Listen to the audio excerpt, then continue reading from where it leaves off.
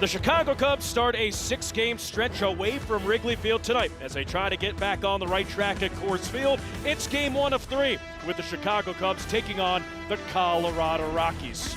Welcome everybody here on Marquee Sports Network. I'm Alex Cohen. This is Jim DeShays, and Elise Menaker joins us shortly. JD, a hopeful get-right series for the Cubs offense. Dansby Swanson, one of those players, back in the lineup tonight.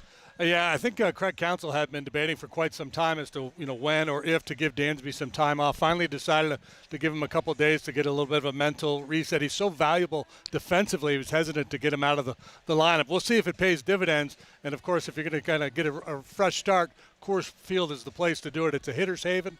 Dansby's got very good numbers in this ballpark. All right, for more on Dansby Swanson, let's send it down to the third member of our team, Elise Menaker. What do we got? Alex, this is uncharted territory for Dansby Swanson. Before the game, he told me that never in his career before has he had time off when he's been healthy. We know he loves to be out there, but he does appreciate that Craig Counsell, the coaching staff, they were looking out for him. Now, not much changed for him over those days off. He said he stuck to his routines. That's really important to him. And then there's stuff like this happening before the game. There's the mechanical side, but also the rhythm. That's what he told me in this instance say was really important to him, just how he starts that swing. JD hit on it. A lot of this is more the mental side, so we can talk about, the physical, the mechanics, but both Craig Counsell and Dansby told me that when you can really just take the results out of it, take the game out of it, slow things down, like he said, be intentional, that's really what all of this is about. So he's always ready to go, but today now, really ready. All right, so Dansby Swanson back in the lineup for the Chicago Cubs, taking on the Colorado Rockies. Well, who are the Colorado Rockies? Well, Colorado Rockies this year in the National League West, they are in last place. They come into this game 24-42. That's the worst record in Major League Baseball. Not as bad as last year. They started 24-76, 43-119 overall. Highest ERA in baseball with a 5.60 ERA, and then lots of injuries. Mickey Moniak, Brett Doyle, obviously Chris Bryant, Jose Quintana, and many others. You know who's not injured, Jim DeShays? Hunter Goodman, one of the best hitting catchers in baseball. Yeah, he was their all-star representative last year, will likely be again this year. You see he leads the team in runs, home runs, RBIs. Tied for the major league lead in home runs for a catcher with Shea Langoliers with those 17 bombs, and he's been swinging a hot bat here lately too. 4 home runs in his last 6 games, 6 home runs in his last 11 games. So Hunter Goodman headlining the Rockies lineup. He will face off against Colin Ray. It's Colin Ray against Tomoyuki Sugano. We're about to have game 1 of a 3-game set. Cubs-Rockies coming up next. Front and center, tremendous efforts from our guy, Boog Sciambi, and the rest of those around the baseball world. Remember, today is the last day of our ALS auction. Bid on incredible experiences and unique Cubs memorabilia, including a authenticated signed Lou Gehrig baseball, a Luke Bryan signed guitar, a fielding glove signed by Nico, Dansby, and PCA, a chance to sit in our control room during the game with our producer and director, or you could shadow marquee on-air talent. So many great things to bid on. Net proceeds benefit Project Main Street and the fight to end ALS. Visit Cubs.com/ALS auction to place your bids now. Don't wait. The auction closes tonight at 9 p.m. Central Time. All right, we're going to take a break. When we come back, we have lineups, first pitch, Cubs-Rockies, game 1 of 3 from Coors Field, coming up next. Marquee Sports Network is brought to you by the Bob Lacurcio Auto Group. You're going to like buying a car this way. By Circa Sports. And by your local Hyundai dealer. Find the dealer nearest you at buyhyundai.com. Almost time for first pitch here in Denver. Cubs, Rockies, game 1. And it was just yesterday that Pete Armstrong was named National League Player of the Week, the first time in his career he's received this honor. Before the game, he said, it's nice when you can have a week comparable to Yordan Alvarez. That's who won it on the AL side for the Astros. So let's take a look back at the week that was in our Prevagen memorable moment. Pete Armstrong, was just kind of hitting out of his mind. If you take a look at those numbers, I specifically am looking at that slugging percentage. That looks more like an OPS. So that just gives you an idea of how well he hit in the past week. Now, before the game, though, he was kind of emphasizing, look, I want to put this behind me. We want to win some games. He was even highlighting the fact that there were situations where he didn't come through in some games. And this is where in this week you had basically the PCA game, or even Craig Counsell, when I asked him about it, he had to stop for a second. He was like, wait, this week didn't even include St. Louis, or if you remember, he had that home run that silenced those overrated chants real fast. So, guys, in an offense right now that's struggling, it's nice to have a piece like this, but you're really not looking for a lot of other guys to step up. Pete Crow Armstrong with a 12-game hitting streak, and again, the reigning National League Player of the Week. Cubs coming into the game 34-32, and JD just trying to get the offense back on the right track. Here's a great place to do so. Yeah, this is it, man. Such a great hitter's environment here at Coors Field.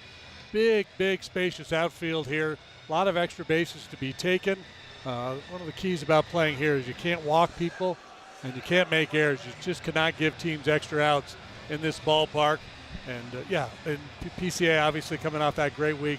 Cubs hitters up and down the lineup, any number of guys with good career numbers in this ballpark. So maybe this ballpark will be a tonic for some of these struggling hitters. Yeah, it's ironic. The only player in the Cubs lineup who doesn't have great numbers against the Rockies, it's Pete Crow Armstrong. He's 3 for 42 against Colorado in his career. It's not just the elements and the altitude. You have to do it against the Rockies pitching staff. They're last in the league in ERA, last in the league in starting pitching ERA, last in the league in relief pitcher ERA, and 29th in Ks per 9.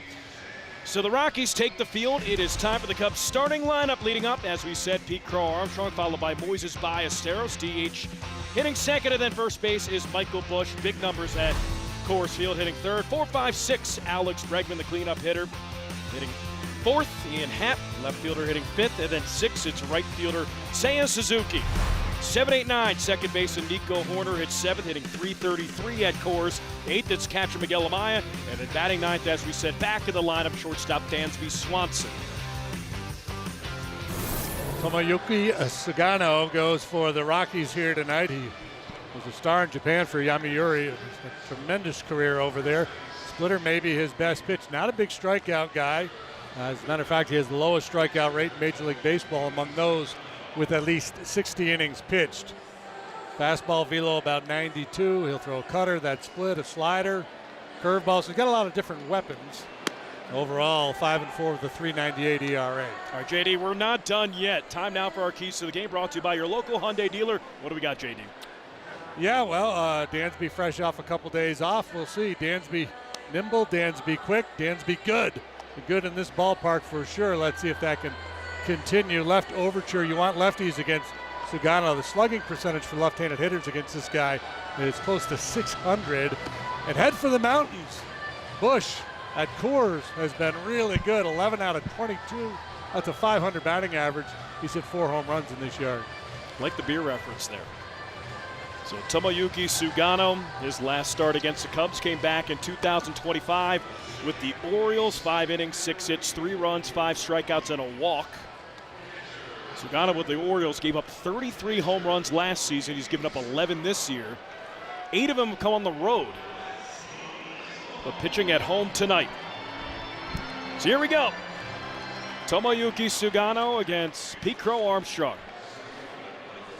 Rockies are 4-10 in their last 14. Cubs obviously looking for a win and a series victory. They haven't had a series victory since they faced the Reds early in May. First pitch. Pete takes a strike count 0-1, and we are underway here from Coors Field.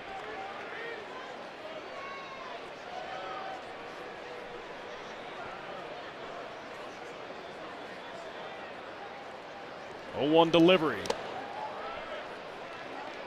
Sugano, his last start, came against the Angels. 5 innings, gave up 2 runs, struck out 5.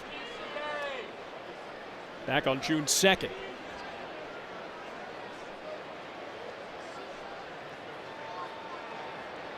1-1. Yeah, there's a good splitter there. That's the chase pitch for him. Especially against the lefties. Throws that splitter 21% of the time. Yeah, there are those right-left splits we talked about. You see that .586 slugging percentage for left-handed hitters against Sugano. That's going to be a problem for him if that keeps up. Good take by Pete. In a 12-game hitting streak for PCA, 20 for 51 over that stretch. Look at the season numbers, OPS just south of 800.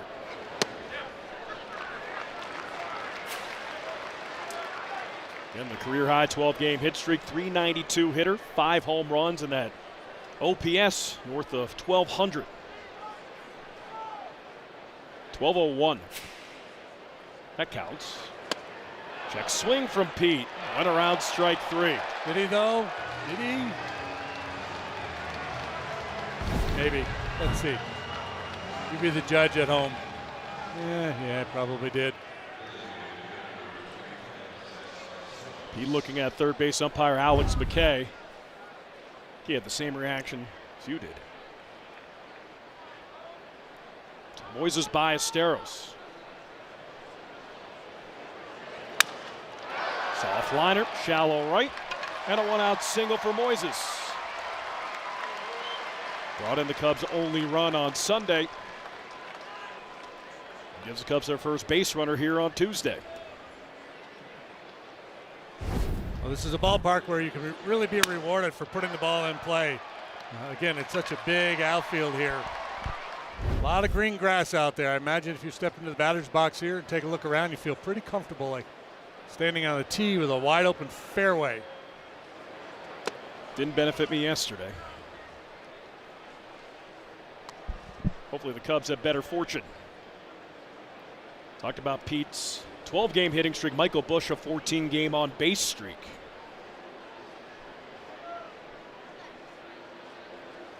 Well, no.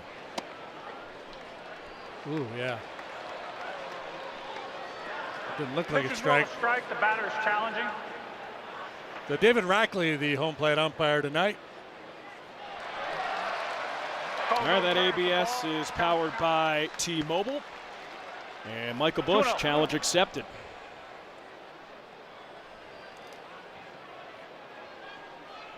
He's got himself into a hitter's count. Let's see what Sagano comes with. Ground ball to second. Castro Field, second for one. Throw to first. It's a double play. It's a 1-out single negated.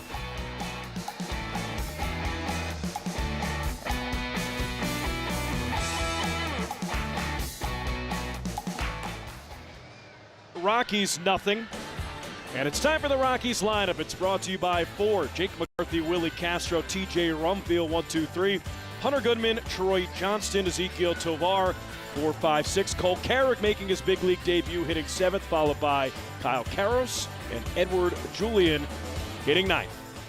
Colin Ray, he leads the Cubs in innings since the start of 2025. He's been a valuable guy. He throws you a lot of different pitches.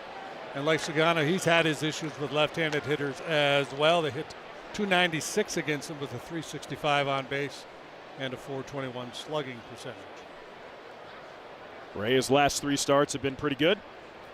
7 innings, 3 runs on May 23rd, 5 1/3, 2 runs on May 28th, 5 1/3, 2 runs on June 3rd. JD Colin Ray in his last outing at Coors Field, last start, threw a gem. 7 scoreless. That was back in 2024. Check swing, bouncer foul. He was able to tame the beast that is Coors Field. You know that the leaderboard for innings pitched by the Cubs since the start of last year, and I guess the message behind that graphic is Cubs have had a lot of injury issues because that was not the plan. Both years started the season in the bullpen. They're very durable. Ray, 13 games, 10 starts this year, 64 2/3 innings. 2-2 to McCarthy.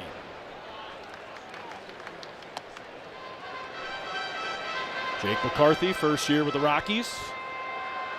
Spent early on in his career with the Diamondbacks. 3-2. Do it again.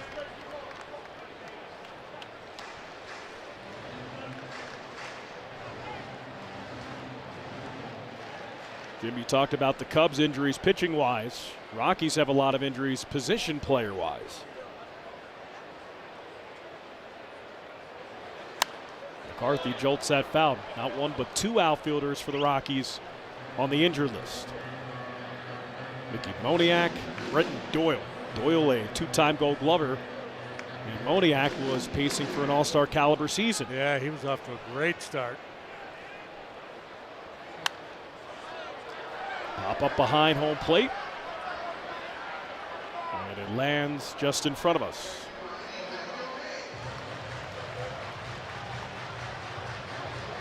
Rockies averaging 4.3 runs per game. That's 17th in MLB. League average is 445. As a team, they bat 246, which is better than league average.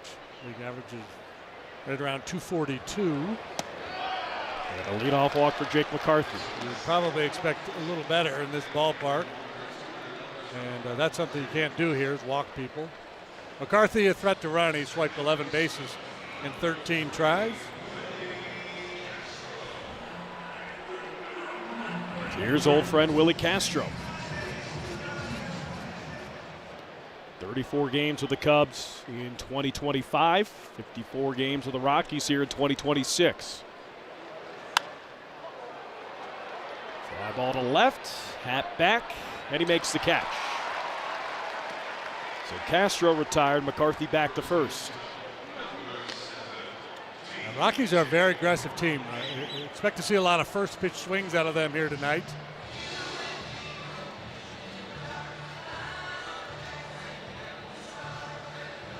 And the first pitch swing rate, Rockies the highest in all of Major League Baseball, and significantly higher than league average. It's like a whole team of Corey Seagers. Go back to first, got him. How many's that for Colin Ray? He's got quick feet, man. He's been very good at shutting down the running game. Rockies will not challenge. McCarthy took a step towards second base. Lunging tag applied by Michael Busch.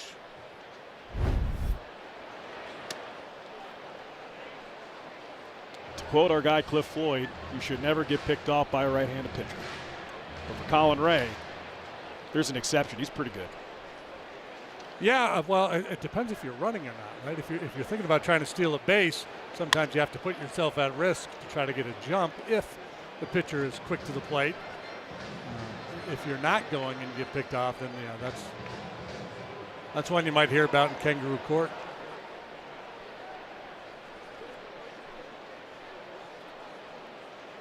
So McCarthy picked off 2 outs, bottom 1, and Rumfield gets hit.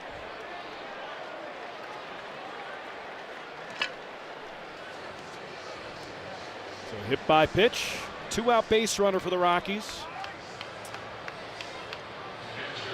And Hunter Goodman, who's been swinging that hot bat, comes up here. He's one guy you'd prefer not to face with men on base.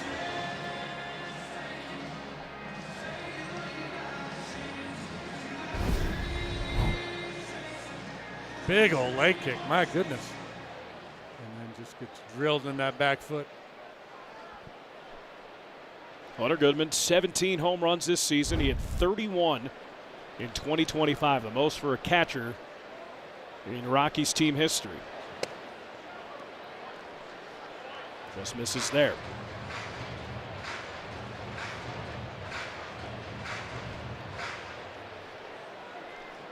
Originally came to the organization, 4th rounder, 2021 out of Memphis.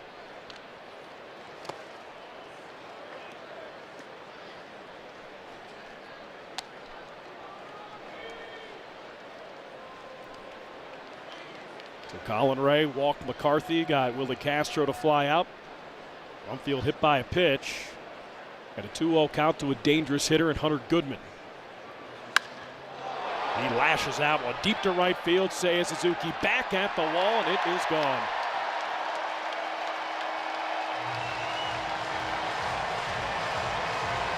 So now 5 home runs in the month of June for Hunter Goodman. 18th of the year, 2-run shot, and a 2-out hit by pitch comes back to bite the Cubs. It's 2-0 Rockies. As starting pitchers always vulnerable in the first inning, especially on the road, and Collins just not really dialed in yet with his location. There's been some bad misses out of the zone this time. Throws a fastball middle in and down a little bit, and Goodman just drives it out here. Most of his home runs are going to be to the pull side, but he's got plenty of power to go out any part of the ballpark. Johnson swings and misses.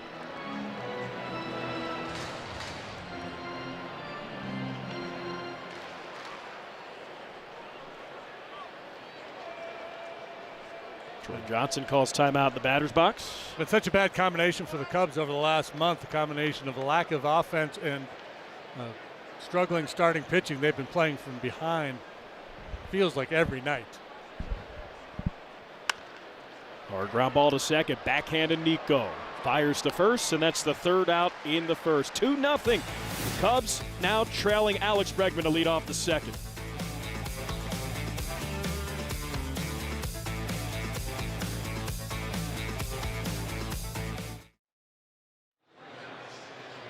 Offensively, it's been awful, and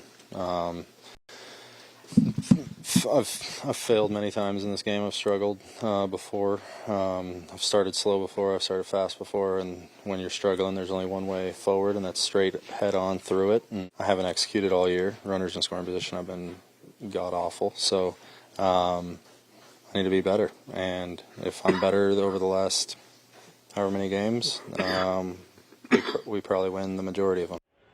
Very honest and direct comments from Alex Bregman after the game Sunday. I asked Craig Counsell just about what we heard from Bregman, and he said that, yeah, you know, this is something that Bregman is just going to have to grind through, that he is off to a slow start. This is how his 2026 season is going to go for him, but he is very confident that Bregman will work his way out of it. He said that he is just a worker. When I asked about the process, what he's observing during this time, he said Alex Bregman is the type of guy that when the game is over, he's upset because he just wants to keep playing. And the other day, you know, I really like how he put it when he asked, you know, do you think he's close to coming out of it? And Counsell said, I think he's Alex Bregman. So yeah, I do think he's close to coming out of it. So his manager very confident that Alex Bregman will work out of this slump. 0-2 count to Bregman. A 57-footer there. It's a get right place for Bregman. He's got a career 1072 OPS at Coors Field.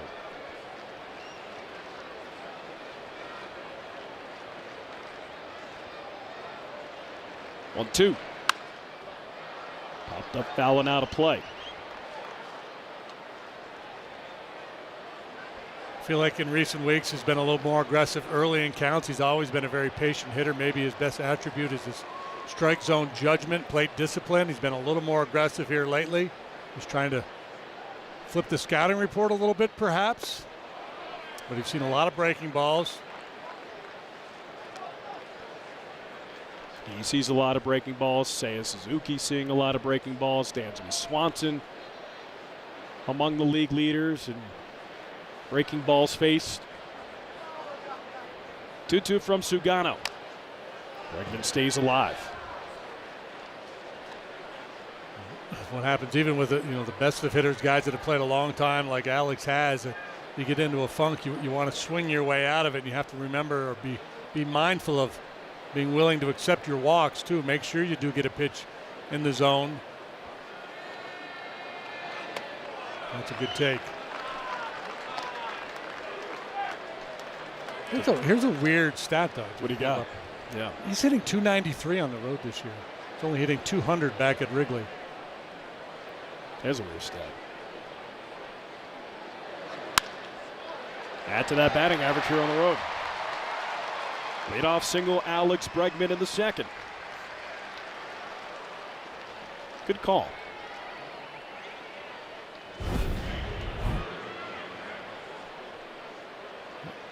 You know, I think the key to this whole at bat was the chase breaking ball that he laid off, and then they decided to throw him a fastball, and it's up out over the plate a little bit.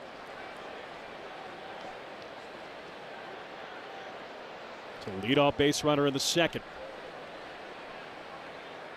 Sugano against Ian Happ. Swing and a miss. Ian hit a triple on Sunday against the Giants. Got Mr. National Broadcaster sitting next to me. He was on the call for that one. You look good in a tie. Hey, thanks, man. I can dress up. You can. Well, you were saying the tie that you had you bought for one of your daughter's weddings? That's correct. It was festive. A good summer wedding tie.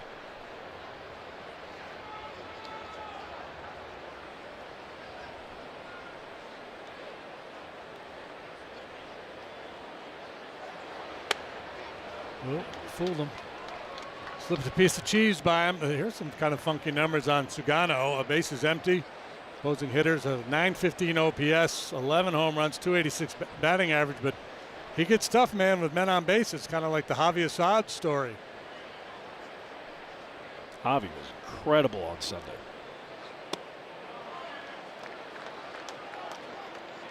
Yeah, that was a brilliant performance. Emergency outing with JMO going on the IL with the strained hamstring. Assad came out of the bullpen and just dealt.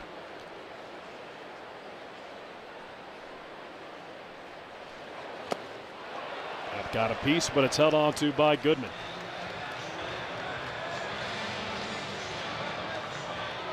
All right, time for Home Depot working on a win. Cubs starting lineup at Coors Field. Look at these numbers.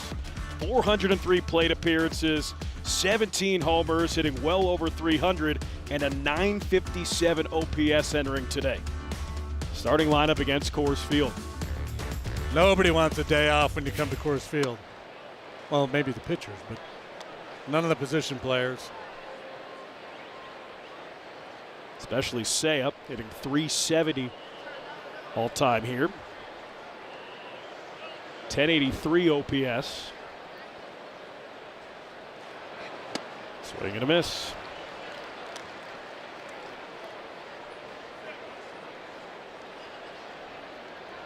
Sugano features a 7-pitch mix. Seen some fastballs here early. Throws both a 4-seamer and a sinker.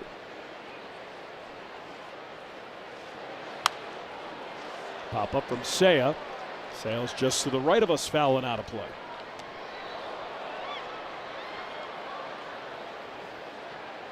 Beautiful night in Denver, Colorado.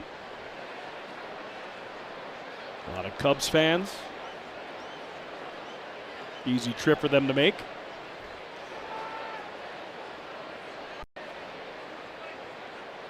One-two. Fly ball left field. Jake McCarthy. 2 outs.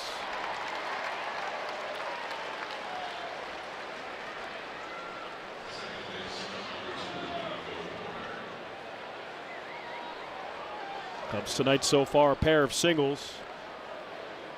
First one in the first negated on a double play to end the inning. And Alex Bregman at first after a leadoff single here in the second. Cubs down 2-0.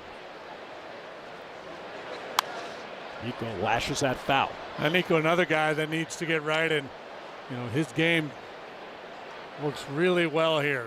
Spraying it around the diamond, big outfield as we've mentioned a couple of times.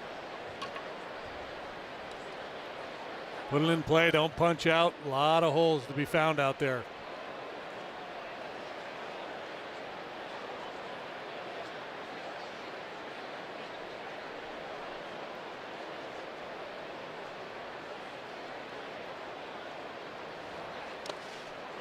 Stopped by Hunter Goodman.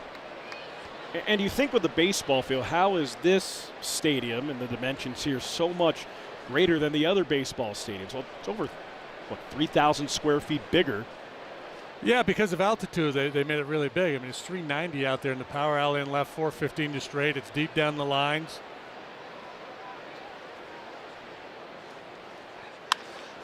Ground ball up the middle, diving stop by Tovar, up over to first, and it's not in time. Nico legs out a single. Great effort by the Gold Glover Tovar. But now 2 on, 2 out for the Cubs.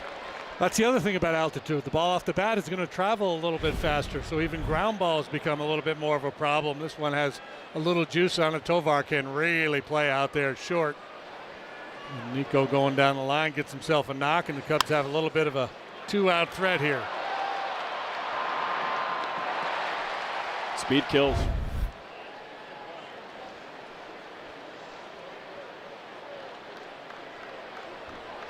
So 2 on for Miguel Amaya.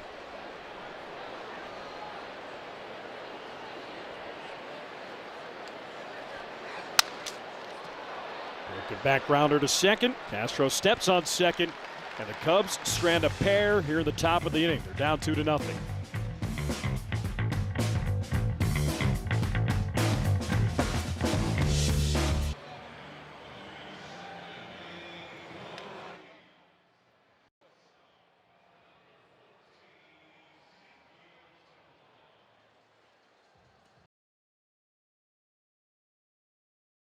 20 of country music's biggest acts. Windy City Smokeout is back July 8th through July 12th. Tickets start at just $85 per day at windycitysmokeout.com. JD knows a big Windy City Smokeout fan? No. Taylor McGregor. Yeah, that makes sense. Shoe fits. Just a bit outside. Colin still trying to get dialed in here. Nobody swings the bat more than Tovar. He has the highest swing rate in all the land. So maybe that's what that first pitch was all about. Let's see how aggressive this guy is. He didn't take the bait.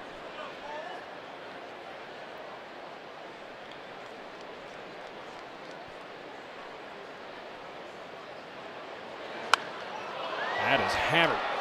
Left field and deep, and Ezequiel Tovar goes yard.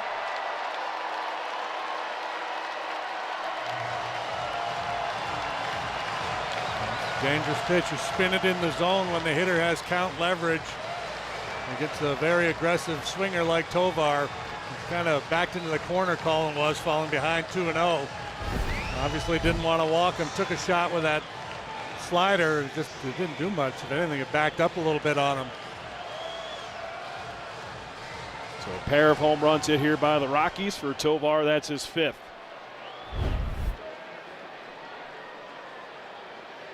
'98 home runs allowed. The Cubs pitching set. That's a pop up to short. Dansby backpedals and makes the catch. An ominous list that the Cubs are on here. 98 home runs allowed. Nationals, Reds, 93 apiece. Rockies on that list as well. Athletics gave up a lot of home runs yesterday in a 15-14 game against the Brewers. And they are tied for 4th, 89.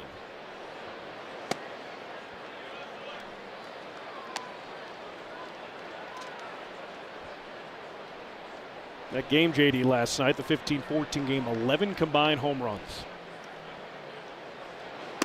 Playing at the AAA stadium in Las Vegas. Another very that's one where you want to come up with a little something.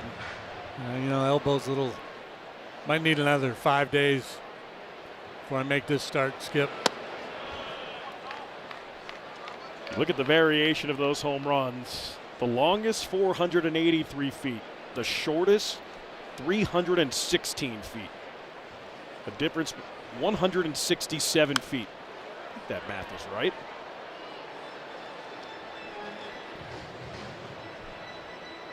You pitched in Vegas. Yeah, at the old ballpark there. Cashman. Yep. Not a fun place to pitch.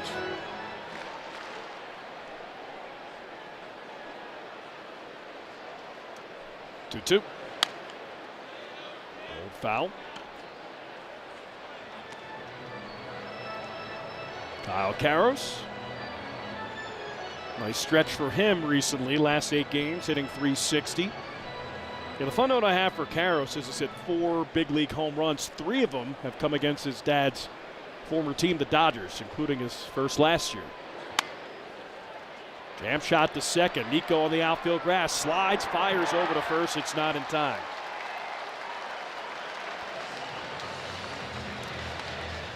He hit them where they weren't. An infield single for Kyle Karros. And Michael Busch took a couple steps in pursuit of that ground ball and then decided he wasn't going to be able to make a play on it. I think he made the right decision. There's no play to be made there.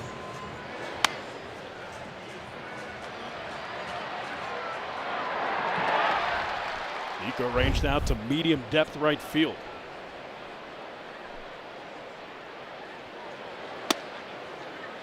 Edouard Julien takes a strike.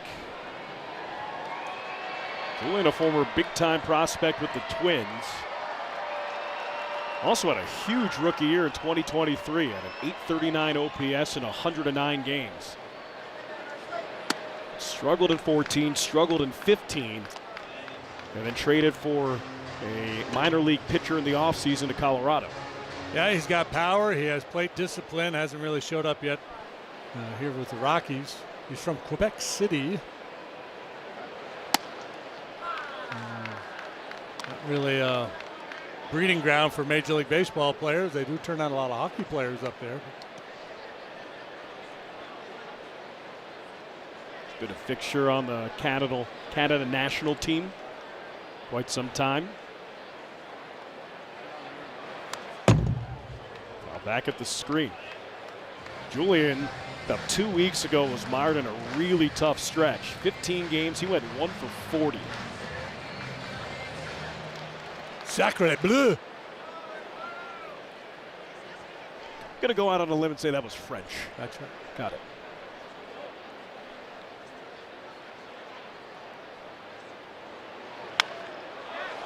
Well to right. Seiya turns around, looks up at the wall, hits off the wall, juts into center field.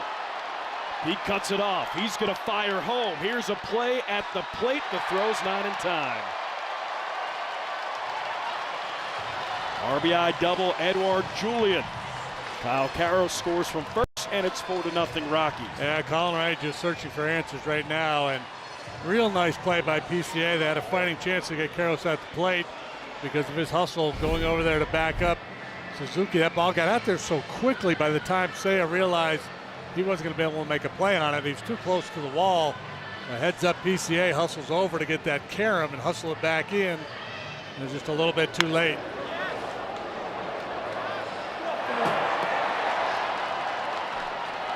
Long strider Kyle Karros. Just beats the throw. Bring a meeting at the mound and hoping that Colin Ray can figure it out here. Yeah, because you get into these games at Coors Field, you have to treat them differently than any other ballpark. So you're down 4, obviously that's not good. But we've seen so many crazy games in this park. You feel like even as much as the Cubs have struggled, they've got to feel like they're going to be able to score here. There's the batting average balls in play this season. Anything in play, so that's not counting home runs. Batting average of .329, highest in MLB, and year in and year out, that's typically the case here. It's like that in 2025, 2024, 2023. Coors Field first in that category, all the averages. You don't want to start that parade of relievers early in the game, first game of a series here. No, especially with the roster moves that the Cubs made today. We'll talk about throughout the broadcast. It was nice to have that off day yesterday in advance of this series. Reset that bullpen.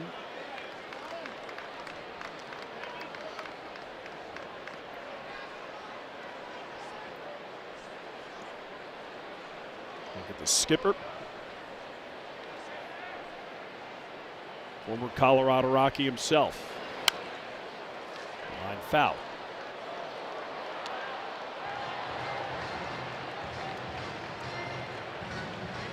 Look at the flagpoles here, JD, in center and in left. It's a slight hitter's win. Out the left center. Yeah, warm day here in Denver as well. I think he got up to 90 degrees. Yeah, so these conditions, not just the altitude, right? The warm air, the wind blowing out. 2-2. Line drive over the head of Dansby into center field for a base hit. Runner rounds third. PCA fires home. It's down the line and not in time. RBI single, Jake McCarthy. Julian scores, and it's 5-0 Rockies. Having said everything I just said about not wanting a parade of relievers, we'll see how long they wait before they get action, because it just doesn't look like things are going to turn around for Colin here this evening.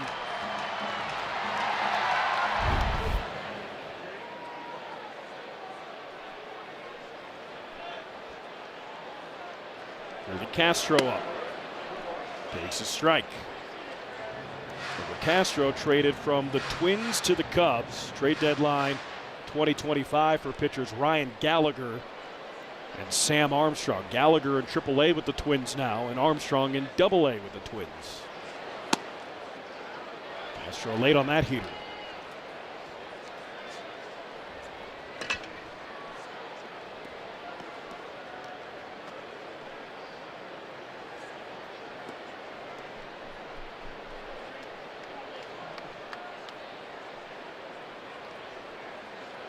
Castro fly out to left. First at bat. 0-2. Line drive to left again. Hap in, makes the catch. Fires to first, try to double off the runner, and it's not in time.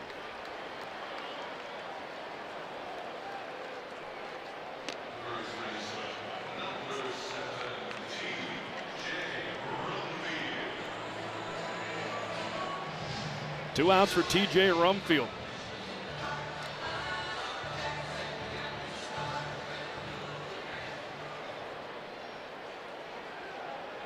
This is rookie season.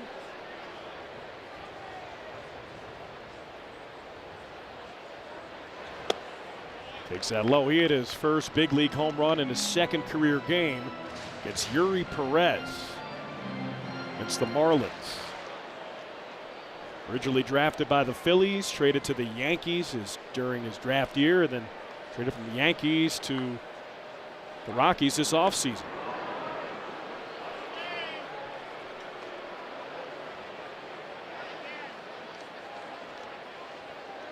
He was the Rookie of the Month for the month of May in the National League, and you see the numbers to support his candidacy. A .310 average, .483 slug. Popped up, fouling out of play. So definitely rebuild time here for the Rockies. It's been an absolute mess here. 3 consecutive 100-loss seasons. They're on a pace for 4 in a row, and that's only happened a handful of times in baseball history. Worst record in baseball, 24-42. Just got swept by the Brewers.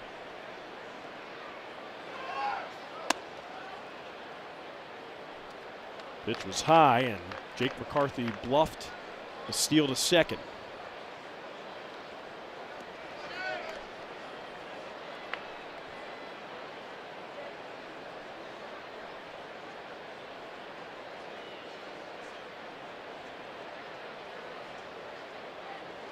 Runners off. Pulled to right. Seiya ranges in, makes the catch in stride, and it ends the bottom of the second. Rockies tack on a couple more.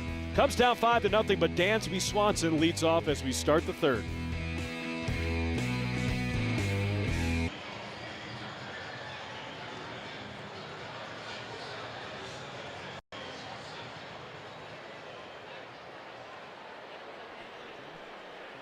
Live odds brought to you by Bet365, where winning is everything.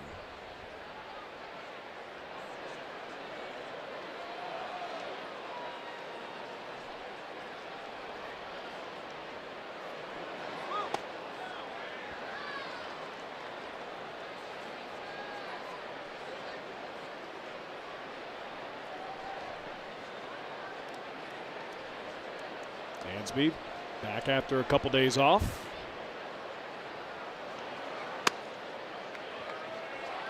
And we'll have another challenge. Pitcher's ruled a ball. The catcher is challenging.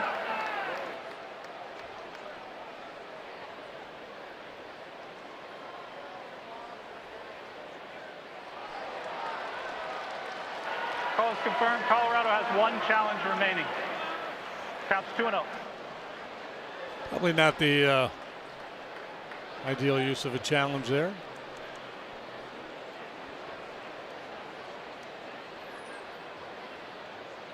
Foul ball, foul ball.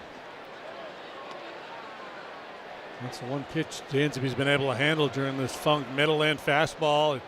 One time a little quick, pulled it. And seeing a lot of breaking balls off the outside part of the plate.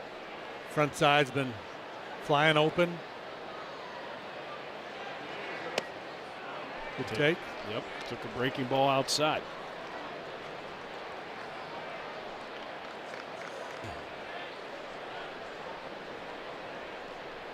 Tomoyuki Sugano, they call him Tommy Sugar. Love that nickname. Line drive down the left field line. Should be extra bases for Dansby Swanson. It's into the left field corner. Dansby a leadoff double, and the Cubs have a leadoff base runner here in the third. Tommy Sugar threw one right in his wheelhouse, and Dansby, after a couple of days off, comes back and delivers a solid double to get things started here in the top of the third. This particular double, this one right here, is brought to you by Elgin Hyundai, home of the 20-year and 200,000-mile warranty on every new car. Don't you catch that. So double for Swanson, and for more on Dansby Swanson, let's send it down to Elise Menaker. Elise. Before the game, I asked him just in general about the conversations among this offense, how to handle the slump that almost, each guy as a group that they're in. He said, take a deep breath, go play our brand of baseball. It boils down to you almost have to care a little bit less. So obviously he said that can sound a little weird, but everyone wants to win. And then though it happens, you can almost white knuckle it, is how he described it, right? Like this is one sport, he was saying, where you can't try harder. It just doesn't work, because a lot of times trying harder, you tighten up, and then you just get out of your routine. You try to do too much. That's the phrase that you always hear. So, him just saying deep breath, back to that happy medium. So at least, you got Dansby on second, that mental break, and now just each person, just kind of the way he's describing it, just one thing at a time. Do your part. You don't have to be the hero. So Dansby with a leadoff double. You got to go zen. Easier said than done. See the ball, be the ball.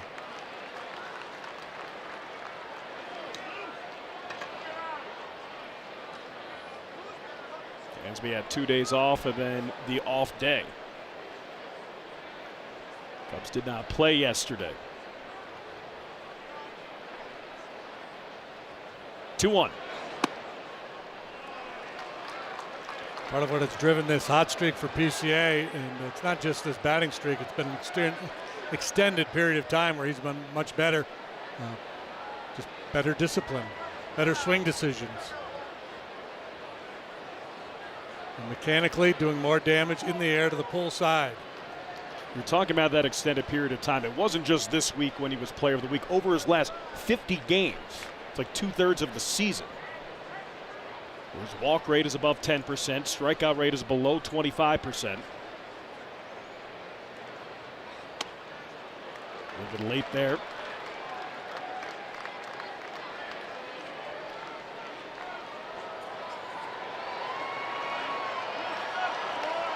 The one thing the hitters know against Sagano, he's not going to overwhelm them with velocity. Fastball 91, 92. That was a cutter at 89.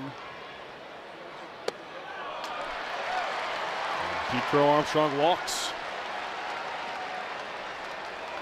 Just good savvy approach by Pete there. Strikeout victim first time he chased. It was either a splitter or a slider that was well off the plate, down and in. That check swing that didn't go his way. This time kind of savvy to the idea that they probably weren't going to challenge him there. First and second, nobody out. Cubs trailing 5-0. 2 runs in the first for Colorado, 3 runs in the second.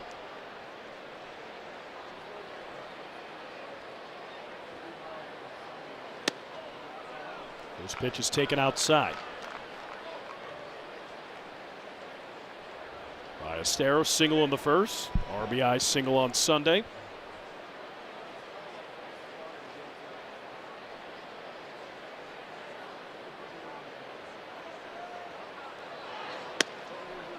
Takes a strike.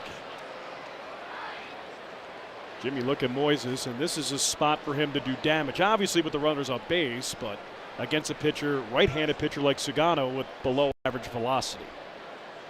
Who has struggled against left-handed hitters, so one swing changes the entire feel of this ball game. In the air, deep to left field. McCarthy back at the warning track. He has room and he makes the catch.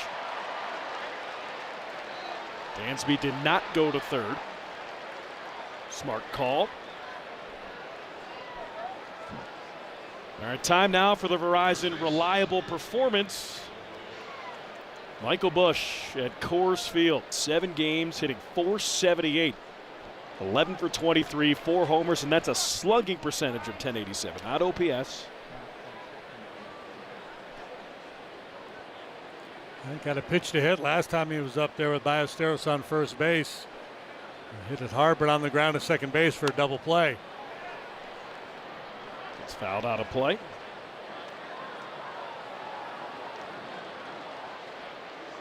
The point Elise made about Dansby saying, you know, the nature of baseball is you got to be able to back off, take the heat off a little bit sometimes. You can't go into the batter's box with that mindset of I've got to get it done right here. That's going to lead to bad swings.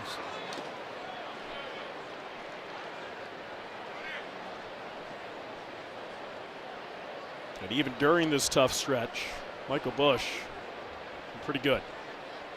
He had a 14-game on-base streak. Had such a tough start to the season. OPS coming into the game 759, so quite a climb back. Just missed that one. Good pass at that one. Yeah, he's been that guy, right? Early in the year when everybody was hot, Michael was the exception. He was really struggling and then flipped the script. Everybody else fell into a funk and he started to heat up.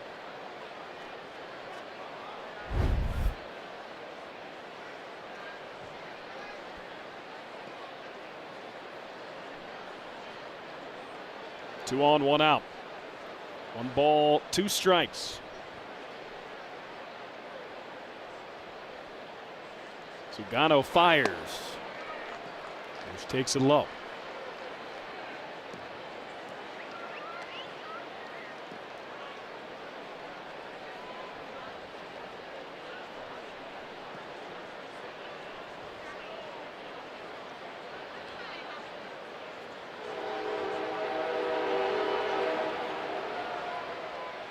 Hear the train? Do hear the train. It's coming around the bend. I ain't seen the sunshine since I don't know when. What's happening? We got an equipment malfunction. All right, those lyrics that you said, can you give me a hint? Johnny Cash, baby. All right. It's interesting. Rumsfeld just discovered out there that there was something going on with his mitt.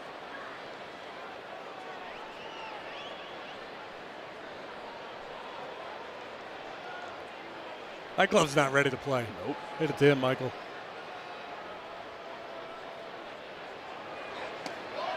Ball 4. Logano's asking for trouble here. Good patient work by first PCA and now Busch.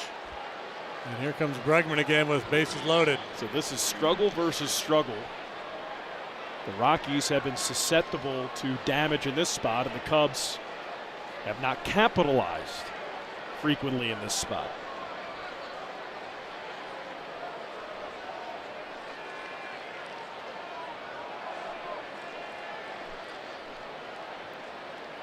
Bags full, 1 out.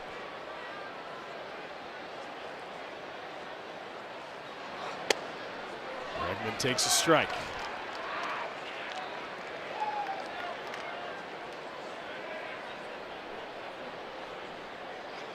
That's a pitch he's been more aggressive on recently.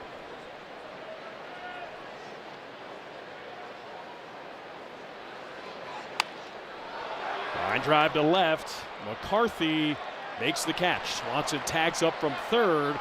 Throws cut off, and the Cubs get on the board. Sac fly, Alex Bregman. Dansby Swanson scores. And the Cubs now trail 5-1. Yeah, that's one thing to keep an eye on this game and throughout this series. McCarthy out there in left field has a very subpar throwing arm. We'll be able to take bases on him. A little bit of a hanger. Alex probably feels like he should have done a little more with it, but 2 positive trips for him tonight. Solid single, now sac fly. He drives in the first run of the game for the Cubs.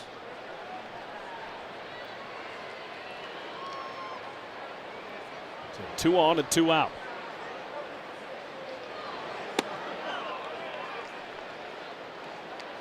And Happ takes the first pitch just low.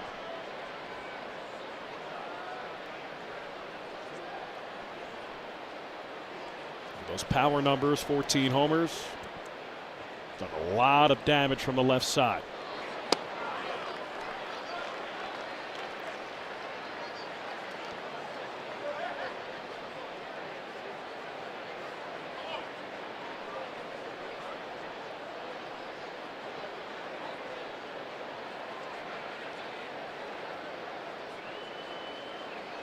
2-0.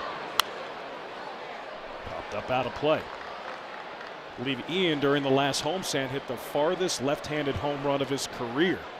The one towards the back of the bleachers and right against the Athletics. Yeah, he crushed that ball.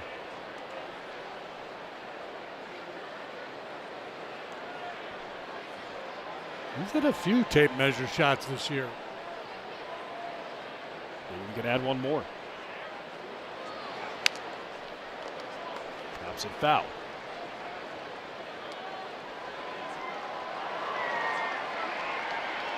Shadows could be a bit of an issue for the hitters as that ball passes from light into dark on its path to home plate. Sagana out there still in sunlight, and the shade starting to work its way across the infield.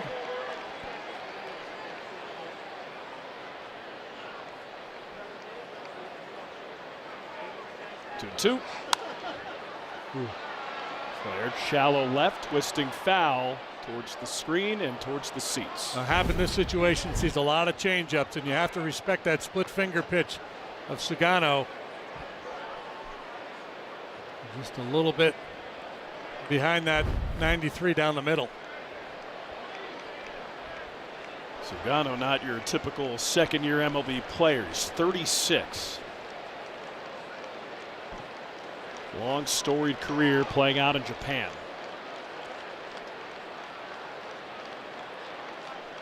Two. Hard hit grounder to second, right at Castro. Double pumps to first, and it ends the top of the third. Cubs get on the board, sacrifice fly, Alex Bregman, but they trail 5-1.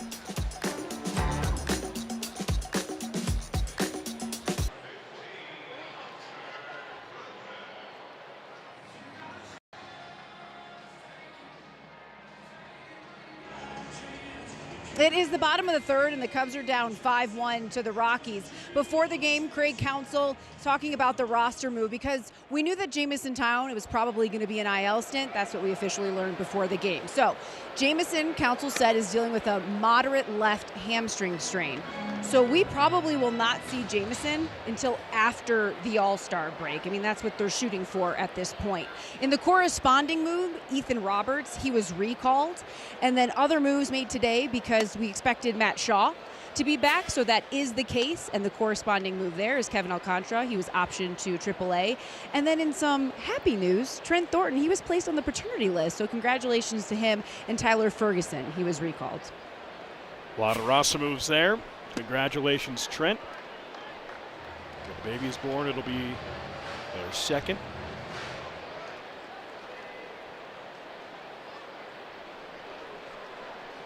Colin Ray against Hunter Goodman. With a 2-run home run in his first at-bat. Takes a 4-pitch walk in his second at-bat.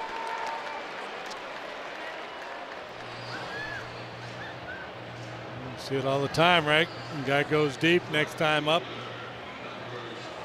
Pitcher tries to be awfully careful, ends up walking him. So Colin, that's his second walk. Also a hit by pitch. Johnson lines it down the right field line. It's a fair ball and a base hit. It goes all the way to the wall. Goodman stops at third. T. So Troy Johnston. The double, and now second and third. Nobody out for the Rockies in the third. Now Johnson came into this one hitting .345 against right-handed pitching, .314 overall. He gets a breaking ball out over the plate a little bit and just rifles it into the right field corner. This kid can swing it. Well played out here by Suzuki. Gets that with the bare hand and gets it back in quickly, so they throw up the stop sign for Goodman. But Rockies threatening yet again. Second and third, nobody out. And the Cubs pull the infield in, at least part way. Ezekiel Tovar homered in his first at-bat. Took a healthy hack, start off the second at-bat. Feels like Ezekiel Tovar's been in the big leagues for a long time. Made his debut in 2022 at age 20, so he's only 24. On a long-term deal, had a big year in 2024, expected to be their shortstop of the future.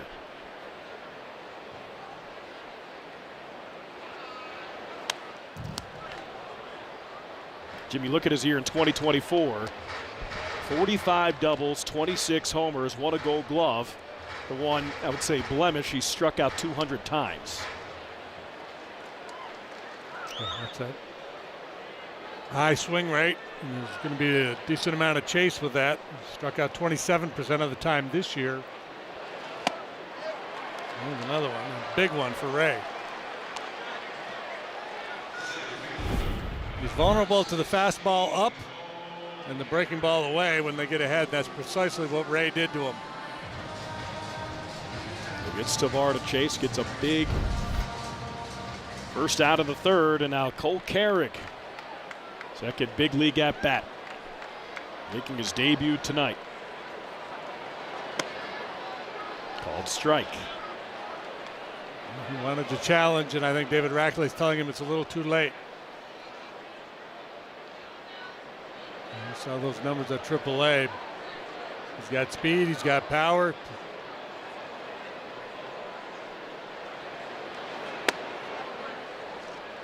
Another called strike.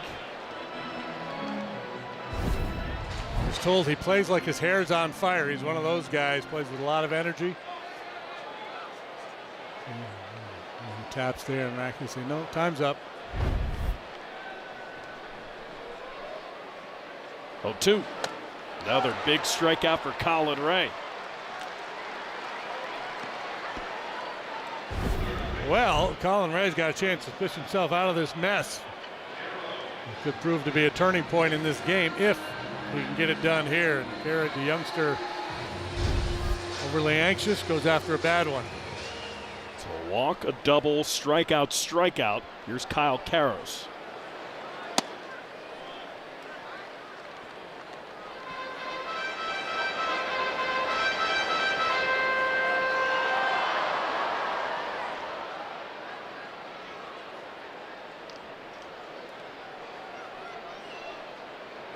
Wow.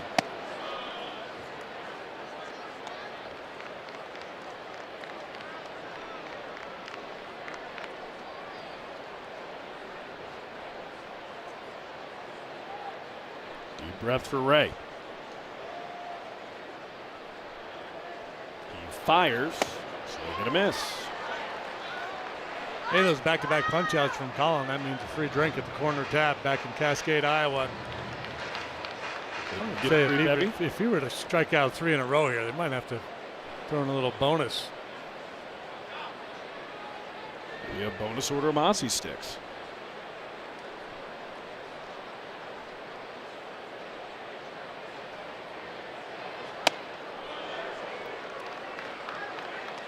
Takes that high and tight.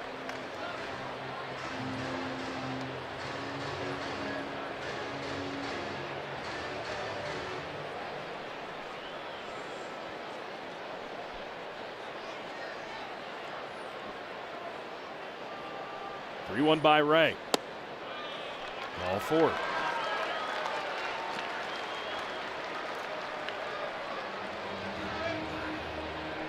Bring out Tommy Hotovy. Yeah, with the base open there, I think Colin just decided he didn't want to challenge Karros in that hitter's count.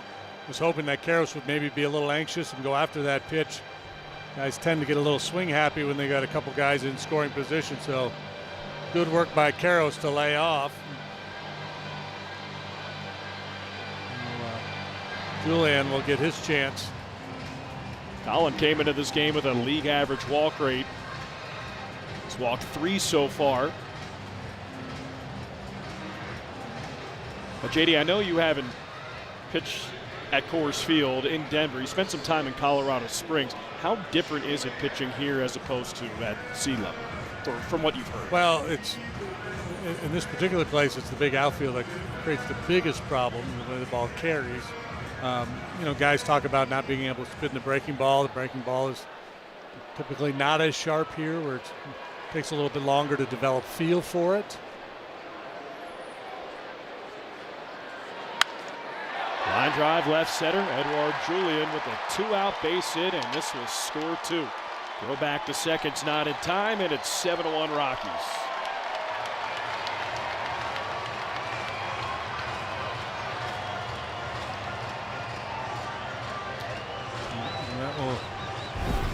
get the bullpen activated as Craig Counsell goes to the phone.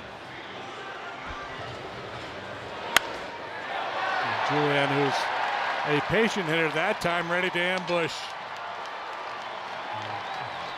Collins so close to getting out of that mess.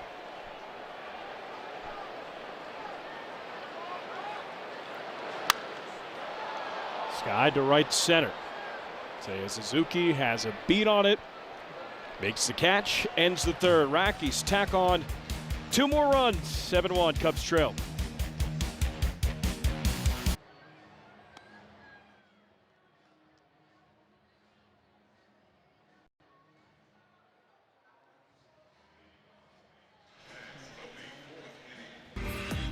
Top 4 here at Coors Field.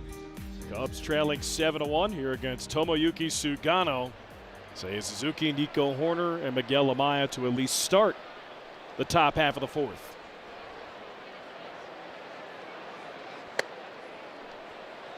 Seiya takes a strike.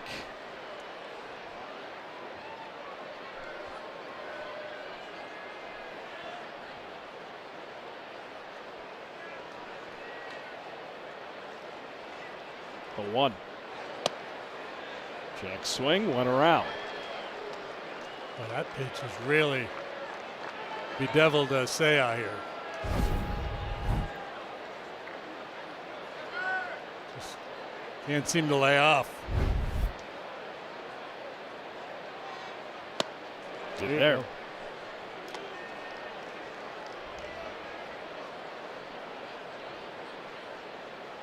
Seiya and Sugano, both members of the World Baseball Classic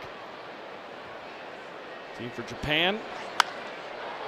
Went well to center. Going back, Carrig measures it, makes the catch. Fans, time is almost about to expire on our ALS auction bid. Once-in-a-lifetime experiences and Cubs memorabilia like a Tim McGraw concert experience that includes 4 tickets and 4 backstage passes to his Pawn Shop Guitar Tour coming to the Credit Union 1 Amphitheater on September 19th. A full list of auction items and to place your bids, visit Cubs.com/ALS auction. Hurry! Auction closes tonight at 9 p.m. Central, which is in 9 minutes.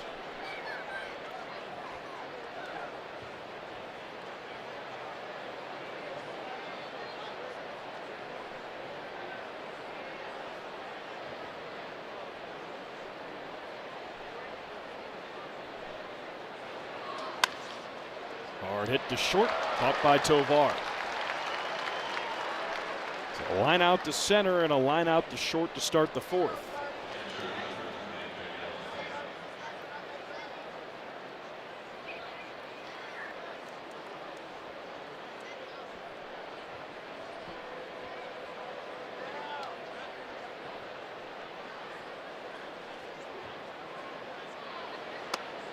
Sugano fires a strike.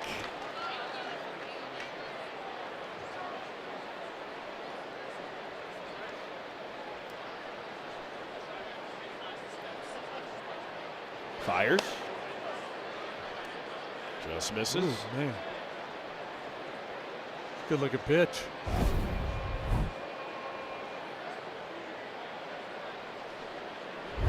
Very close.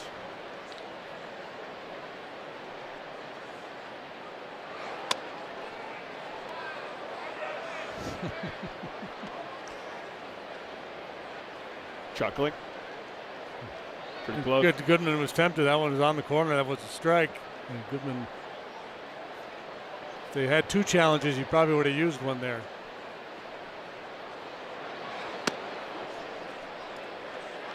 Not nearly as close. I lost track of the count. Yeah, take the shin guard off. Protector, yeah.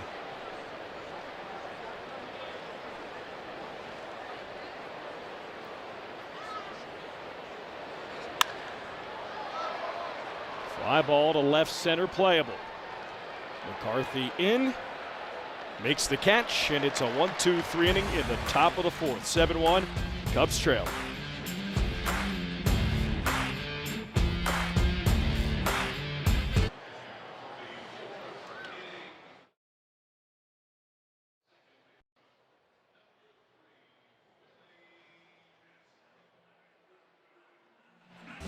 Hey, Cub fans, Aviator Nation just landed at Ivy Shop. California Cool meets Cubs Pride in this limited collection of vintage washed fleece with that signature rainbow stripe we love so well.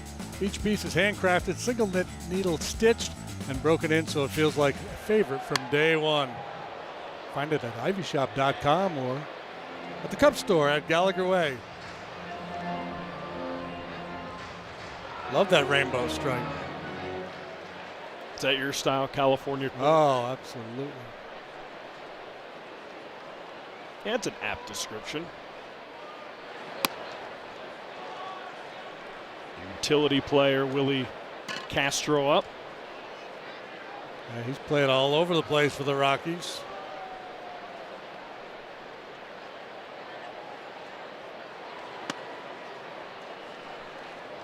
Did that with a smaller scale with the Cubs, albeit shorter sample size. Yeah, he never really was able to get much going with the Cubs.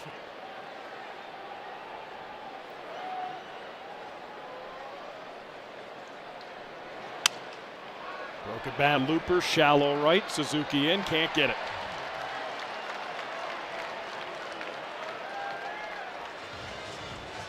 Not where's Waldo, but where's Willie? Where are you going to find Willie Castro for the Rockies? 10 games at first, mostly at second. That's where he is tonight.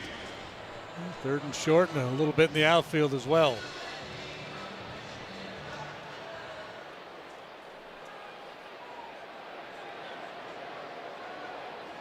Really good utility player in his prime with the Twins. Soft liner to left, and Happ makes the catch.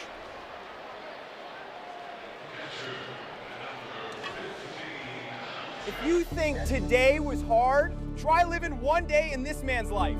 Liam's had 5 heart surgeries. Go, Liam! One of my best days ever. So 1 out here in the 4th. Colin Ray about to throw his 69th pitch. Popped up. Left side, Bregman towards the dugout, makes the catch. So Hunter Goodman pops out. Seems like the Rockies here in the 4th getting more and more aggressive, trying to put the pedal to the metal a little bit. Yeah, that's Goodman's MO. He's very aggressive.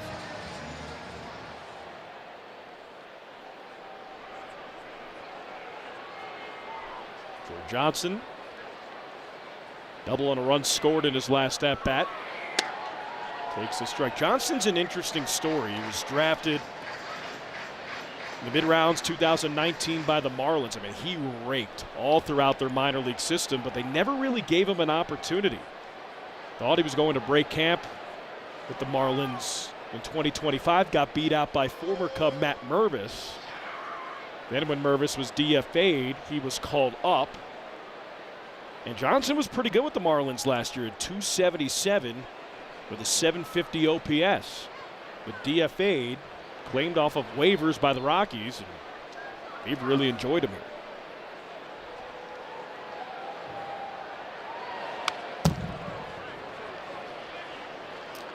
National League batting average leaders. You see Johnson there, 5th in the league at 316. Lopez, his former mate in Miami, leads the way. Jung-Hoo Lee just gets 4 hits every night. Did it again last night. Brandon Marsh, he's putting together, and you'll always find Luis Arraez near the top of that leaderboard.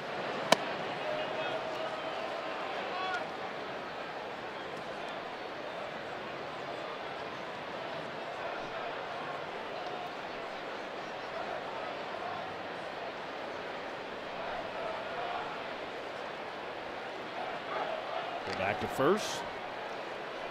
Castro dives in safely.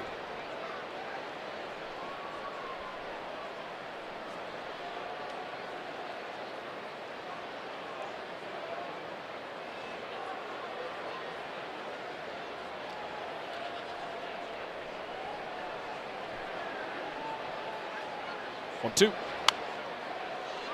Foul out of play.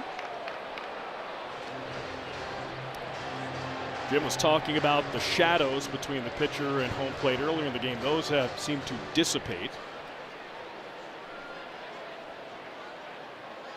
8 o'clock Mountain Time. Comfortable night at Coors Field. There's off. That's popped up left side. Bregman going back. The outfield grass makes the catch, and it's a scoreless 4th inning for Colin Ray. There's a statue of the player.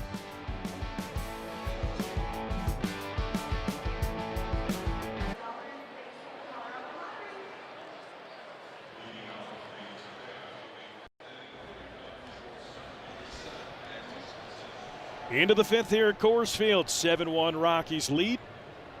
And for the Cubs, Dansby Swanson, Pete Crow Armstrong, and Moises Ballesteros against Tomoyuki Sugano.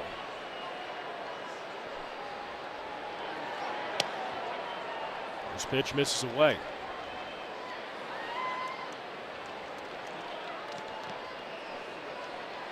Dansby first at bat. Double down the left field line.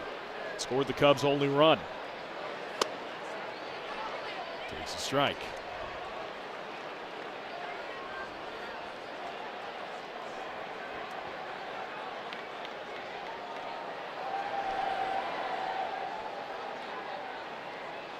One.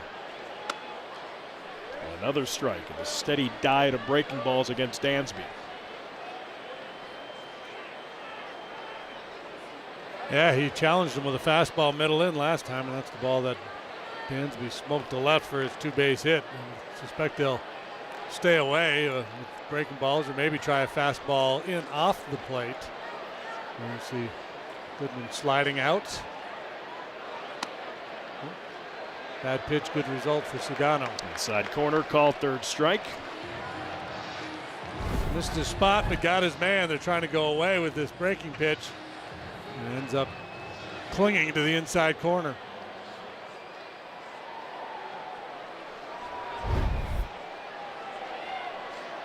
One out for Pete Crow Armstrong. It's 6 in a row retired by Sugano now, who is. He rips it down the right field line. Fair of trouble, and it's not.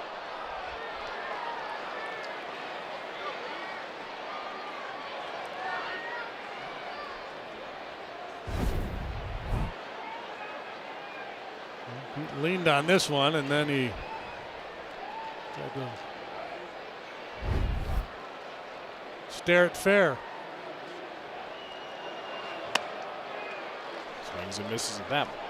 So Sugano's gone 4 1/3 innings here tonight. Why is that meaningful? Well, it's not all that meaningful, but that is the average start for a Rocky pitcher this year.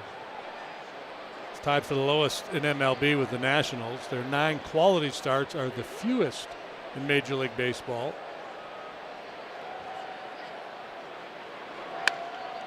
Ground ball down the first base line, and it's foul. So Pete, a couple hard hit balls during this at bat. Well, they're getting their 3rd look at Sugano here, and they've left some meat on the bone. Should have gotten more out of that 3rd inning situation when they had the bases loaded. Got a sac fly from Alex Bregman. That's it. Take it upstairs.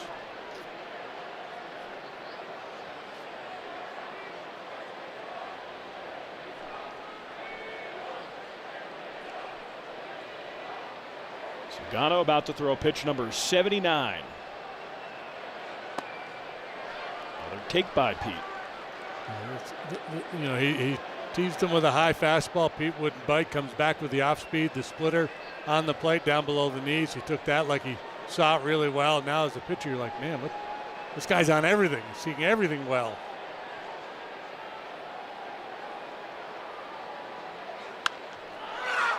Hit in the air to left center. Playable. McCarthy makes the catch.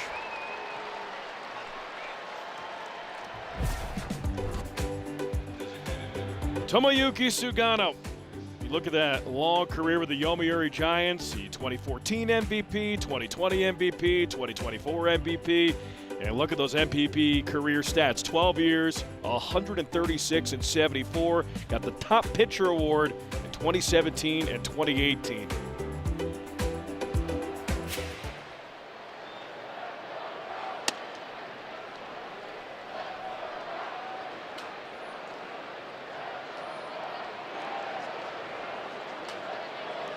Long 10-year career with the Yomiuri Giants.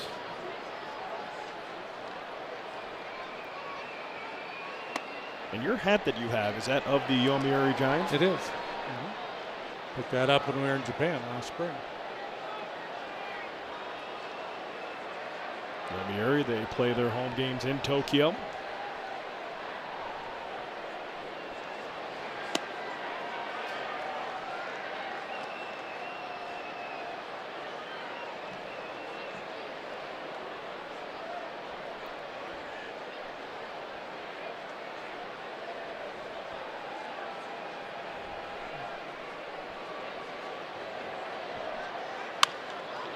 Arrows line drive, right field, right at Troy Johnston. 1-2-3 inning. Tomoyuki Sugano live. Beautiful look at the Rocky Mountains. Just go to the bottom of the fifth.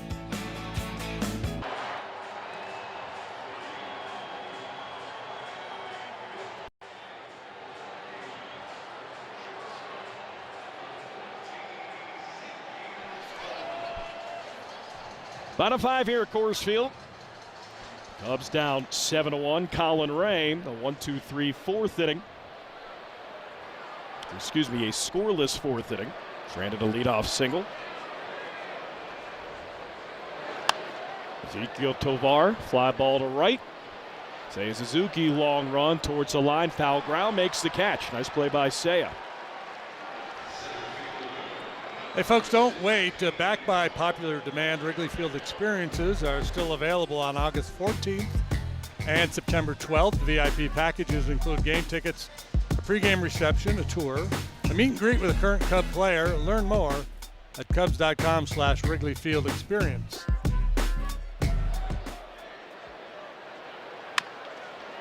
Ground ball down the right field line. It's a fair ball, and it's into the right field corner. Cole Carrick can fly. Round second, heads to third. Throw to third, not in time, and Cole Carrick gets his first big league hit. And it's a triple here in the fifth.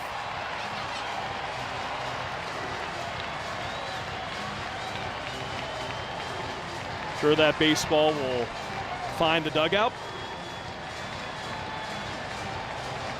Ended up in the Cubs dugout, and now Nick Frangella will make sure it gets back to the Rockies. And congratulations to the kid for his first big league knock.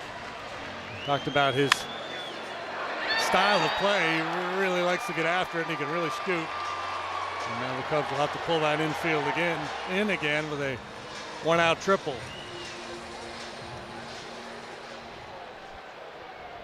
Sixth-ranked prospect in the Rockies system. First big league hit. Line foul back at the screen.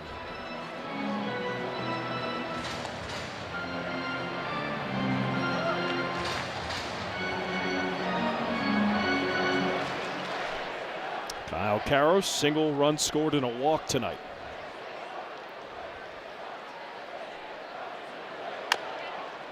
Chopper to third and foul.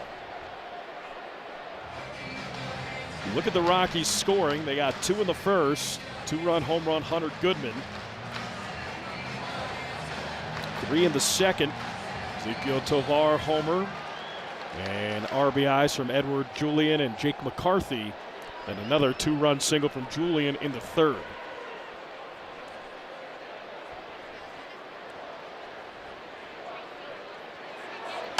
0-2, jam shot to short. Carrick goes back to third, throw to first. And it's in time to get Karros. Runner stays where he is with two outs. Man, did he get in his kitchen. And that will do it for Colin Ray as Craig Counsell's making his way to the mound.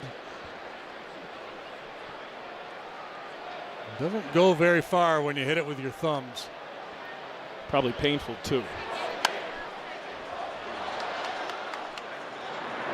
Get the out, and Colin Ray out after 4 2/3 pitching change brought to you by Lakeside Bank. Lakeside Bank, it's about time. 7-1 Cubs trail, bottom 5.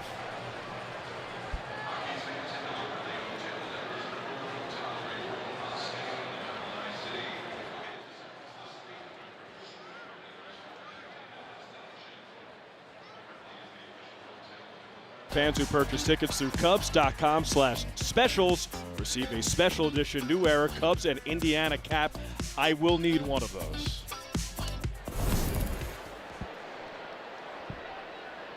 Best football school in the land. Here's former Rocky Ryan Rollison.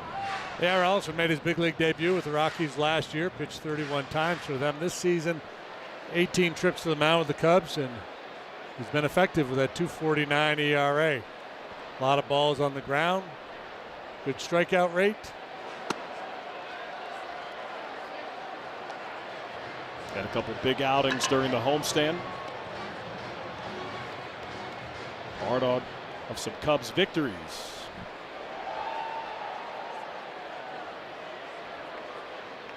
2018 first round out of Ole Miss.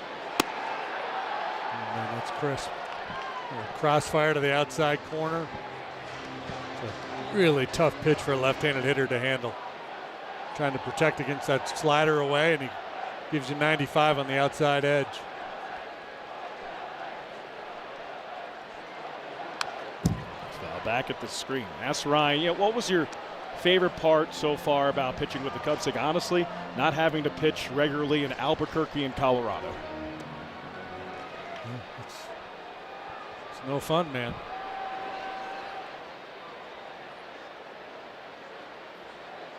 That being said, he is loving his time with the Cubs. Oh, that's a good pitch. We're going to have a challenge. Pitchers roll the ball. The catcher is challenging.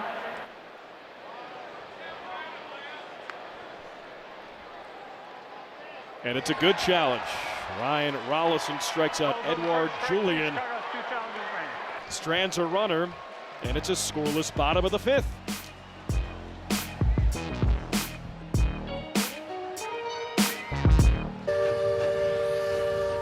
Chicago Cubs Baseball Marquee Sports Network is brought to you by Toyota, official vehicle of the Chicago Cubs. By Prevagen, made for the brain. And by Wintrust, different approach, better results. That's the Georgetown Loop Railroad. It's a historic heritage railway located Clear Creek County, just 45 miles west of Coors Field here in Colorado. Originally completed in 1884 to serve local silver mines, now operates as a seasonal tourist attraction. Tour winds through Clear Creek Canyon between mountain towns of Georgetown and Silver Plume. The locomotives are either a historical coal-fired steam locomotive or a vintage diesel engine. Thanks to our ENG shooter, Scotty Shaggs, doing a little bit of everything for taking the tour and getting us these great shots.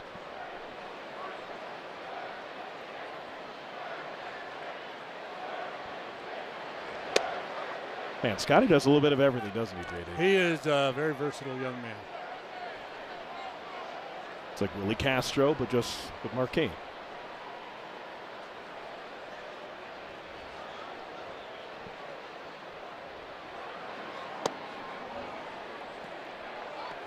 There he is, taking tours and taking photos.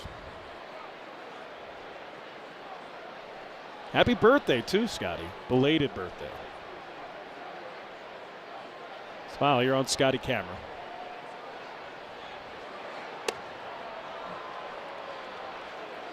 Sagano with that body language, frustrated. Thought that was a good pitch. It was a little bit low. He's been pretty aggressive in these counts with that 6-run lead.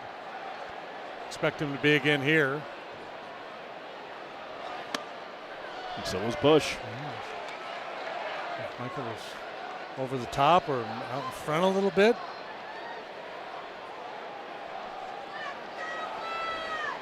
It's kind of a rarity in the modern game, the fastball and a fastball count.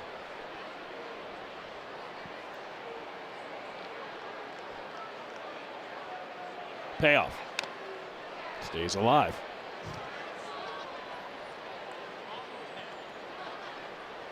Cubs their only run, sacrifice fly. Alex Bregman came in the third.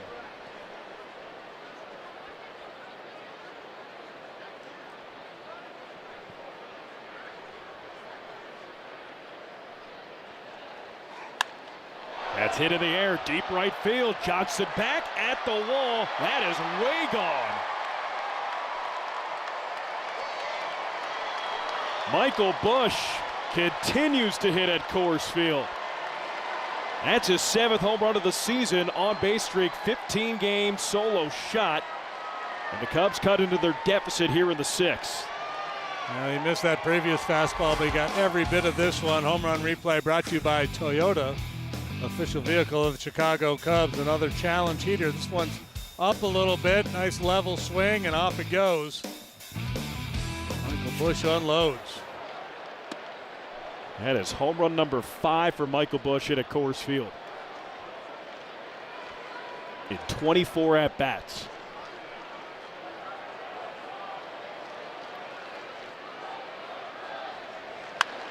Bregman line drive left center, and it's his 2nd hit of the game. So Bregman tonight, single, sac fly, single. The Cubs try to find a little offensive rhythm in the 6th.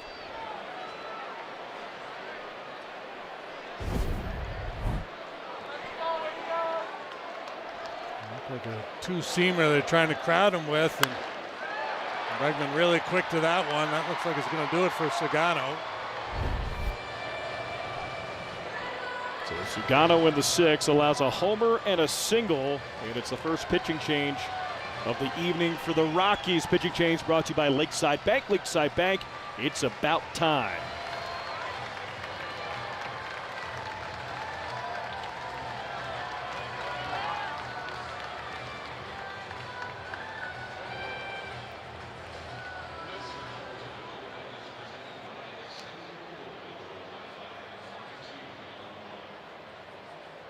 Tuesday, June 16th, the Cubs take on the Rockies at 7:05. Fans who purchase tickets at Cubs.com/specials will receive a special edition Cubs soccer jersey and a ticket to the Chicago Stars match on July 18th. Take advantage while supplies last. So the new pitcher is Seth Halverson. He was up earlier in the year, then sent down to AAA. The mandate was throw more strikes. He's got a big arm. He can light up the radar gun.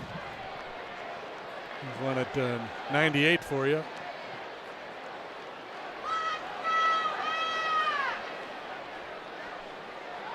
He'll also throw a slider and a splitter, but you got to be ready to hit that good gas.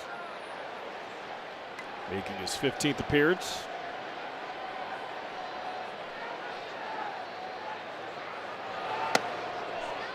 And outside. Said throw more strikes. So far this season, 14 innings, 10 walks, and a 1.57 whip.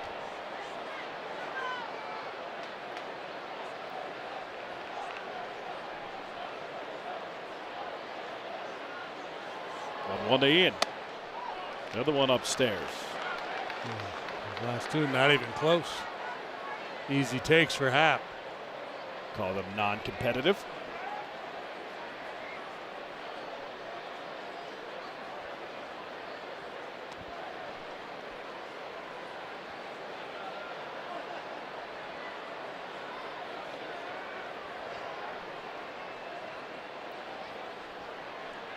Bregman at first. 2-1. Inside, ball 3. Cubs have played one of the toughest schedules in Major League Baseball, and the hope was as they entered into the stretch against the A's and the Giants and the Rockies that they've been able to do some damage. That has not panned out as of yet. He's all over the place. So unable to throw strikes here. Walk to Ian. Bregman to second. We're talking about that stretch for the Cubs. After this series in Colorado, you go out to San Francisco, then you come back home and play Colorado and Toronto. So all teams under 500, and so far during this stretch, they're 2-4. Yeah, 2 wins on the homestand. They're both walk-off wins, so, just very slim margin. It could have been worse than 2 and 4. Cubs with 8 walk-off wins this year, tops in MLB.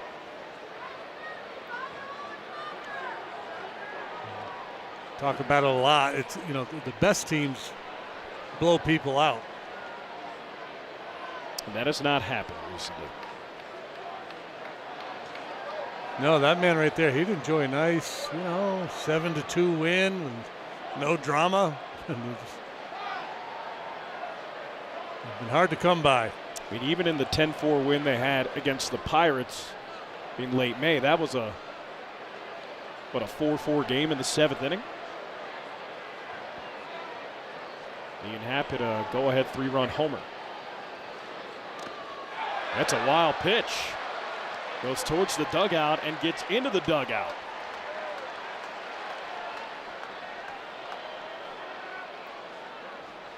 So I would think the Rockies would get somebody going with some urgency out there in the pen, because he's spraying it all over the place. And nobody currently throwing.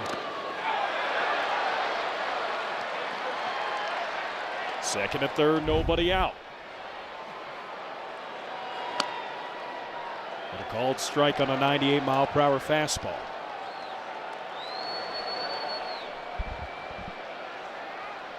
Easy take for Seiya there. That's a pitch Seiya normally does damage on. Ground ball hit to third, diving play by Karros. Gets up, fires to first, it just gets Seiya. Bregman scores. Seiya RBI number 22. And now the deficit cut to 4.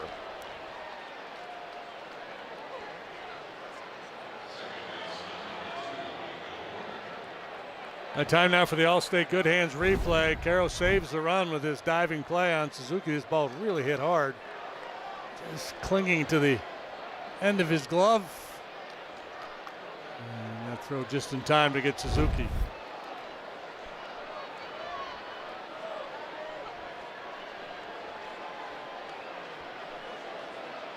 Here's Nico. Ground ball hit back to Halverson. It's back the runner at second and underhands the first.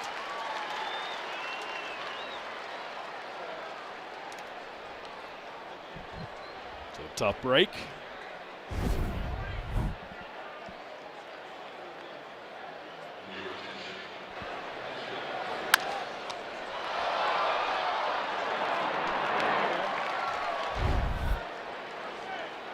So first pinch hitter of the night for the Cubs. Miguel Amaya out. And here's Michael Conforto. In a spot where he's seen success so many times to start off the season. Low inside at 100.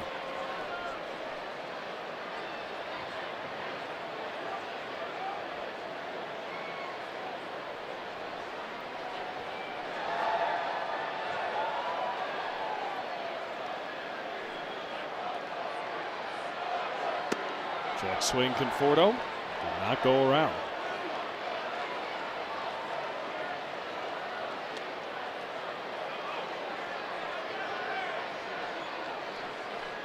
So the 3 Cubs trail. 2 runs so far in the 6th. 1 Bush. RBI ground out from Seiya Suzuki. They want a challenge with the heater.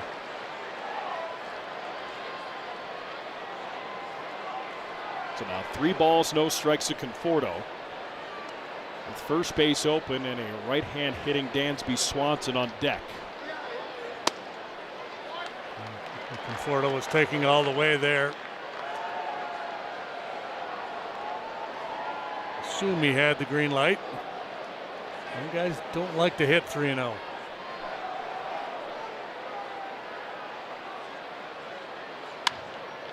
Grounded to first. Field, 2 firsts, and it ends the 6th. Cubs score 2. Michael Busch with a homer. Deficit cut to 7-3.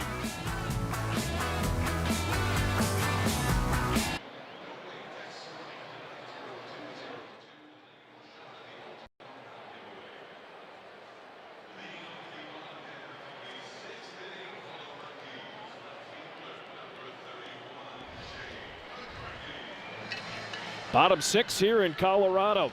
7-3 Cubs trail. What a beautiful night here at Coors Field.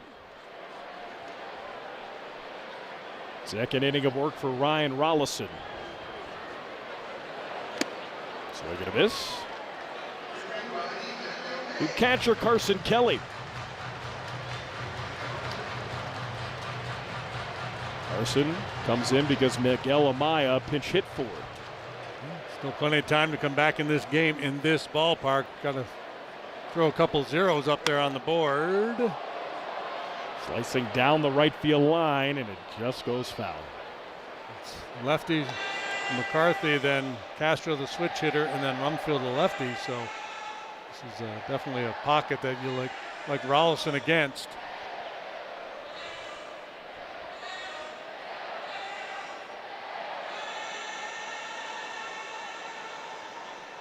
Ryan had that big outing on Saturday. 0-2 pitch. McCarthy just got a piece.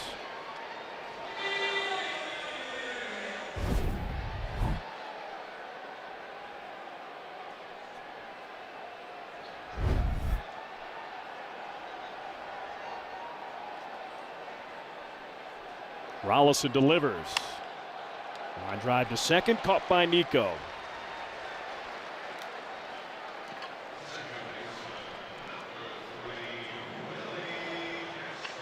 Ends up Willie Castro. JD, look at the Cubs bullpen.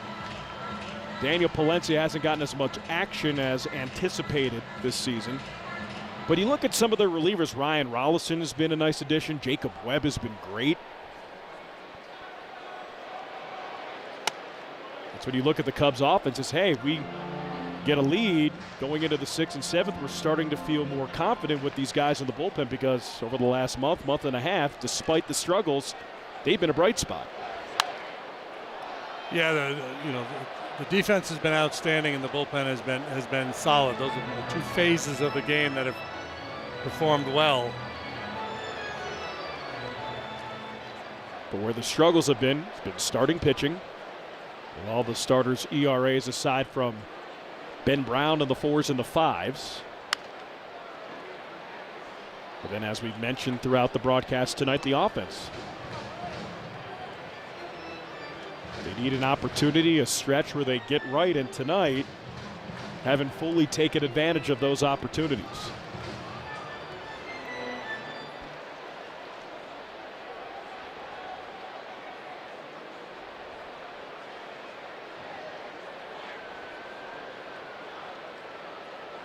One-two delivery.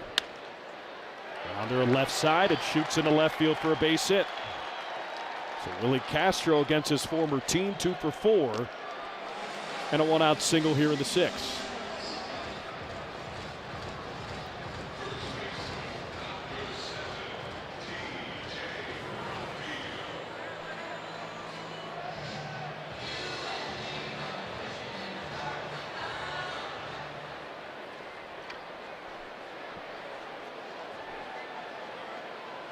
Rollison against TJ Rumfield.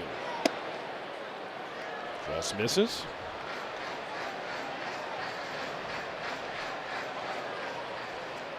Cubs have a night game tomorrow, a day game on Thursday. And tomorrow facing a pitcher who has really struggled. The tentative starter for tomorrow is Michael Lorenzen. Who's allowed the most hits in baseball. 99.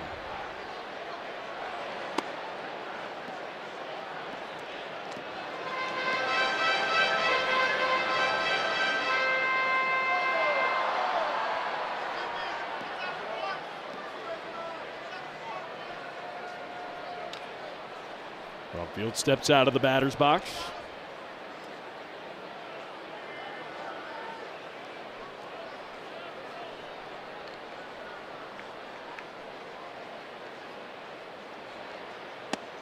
This is away.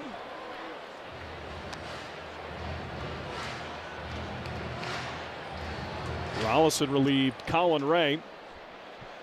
Allowed 7 runs. 3-1. Ball 4.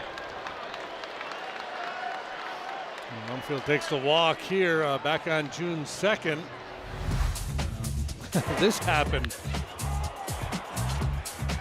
Off the glove, off the head, and out of the ballpark. Originally called a home run, and then it was deemed to be an error. Ball should have been caught. Shades of Jose Canseco many years ago. Now, was that one ruled an error? I think that was ruled a homer. The Canseco one? Yes. I believe it was, yes. I'm just guessing. I would have no I think it was. idea of knowing, but yeah, I think it was too.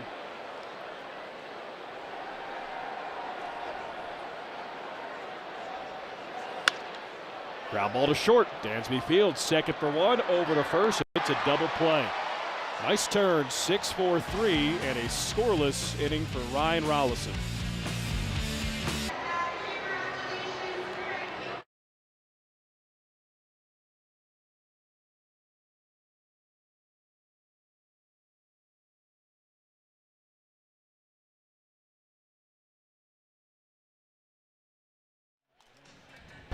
Hey, welcome back, everybody. You know, back in the third inning, Dansby smoked this ball to left for a two-base hit, and then he came around to score on the sac fly, and watch him go. He's going to dive head first, and that slide is brought to you by Wisconsin Dells. Playing your getaway at WisDells.com. Cubs are on the board. And now, see, that's good producing. Now he's going to come up here and hit another double off this young left-hander, Brennan Bernardino. A pitching change brought to you by Lakeside Bank. Lakeside Bank, it's about time. He's a sinker baller, puts the ball on the ground a lot, better than 51% of the time. Not a hard thrower.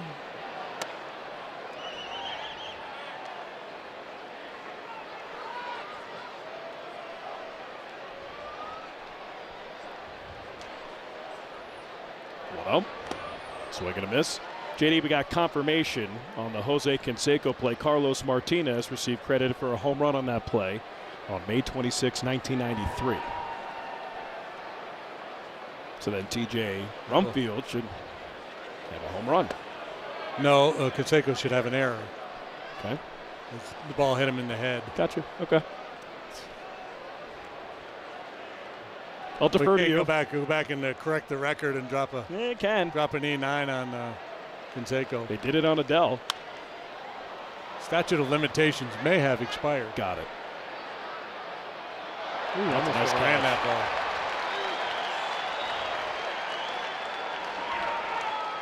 You can never get enough of off the head home runs or E9s or however you want to score it. Nobody in the ballpark to enjoy this one. There's like one guy out there in the outfield, and Usher, there's somebody. That chance was a little more difficult. Still think it should have been in there? I think I'll go home run on that. Okay. Yeah. Maybe you could go double and a two-base error. That works too. Seems like a nice middle ground.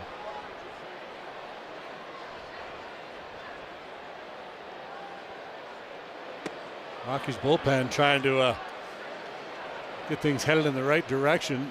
Over their last 4 home games prior to tonight, they'd allowed 35 earned runs. That's the bullpen. Drive a manager to drink.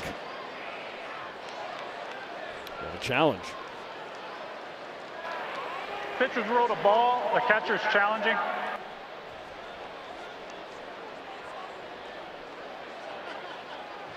And that's a strike. Redemption for Hunter Goodman. It's a strike. Count is 1-2. Colorado has 1 challenge remaining.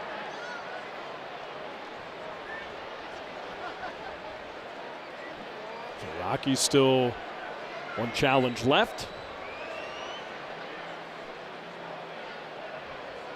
1-2 from Bernardino. And take by PCA.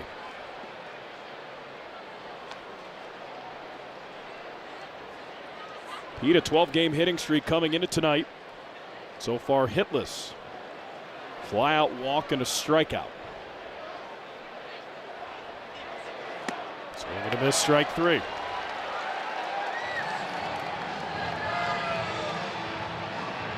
Instant funk this guy does. Kind of a funky delivery. And he spins that slider off the outside edge.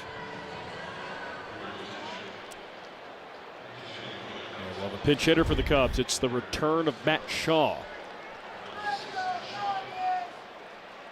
Shaw activated from the injured list today.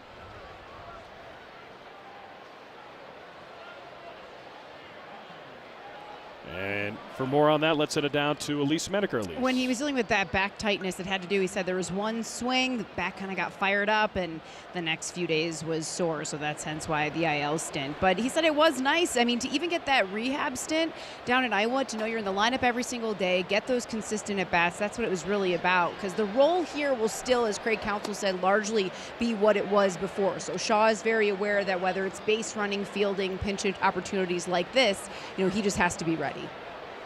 Facing left-handed pitchers, his last game for the Cubs was on May 19th. Ground ball to third. Played by Karros. Fires to first and gets Shaw. 1-2-3, top of the seventh. We'll go to stretch time here at Coors Field.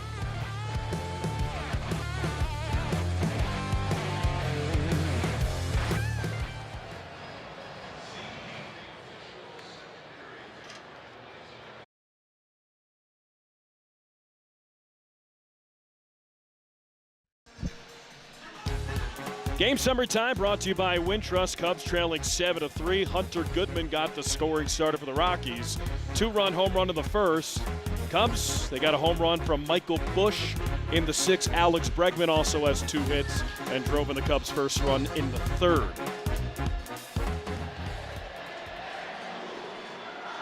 Another new pitcher for the Cubs, Ethan Roberts, part of the roster moves for the Cubs today. From Iowa to Chicago, Chicago to Colorado, and now pitching in this one. And the first pitch lineup.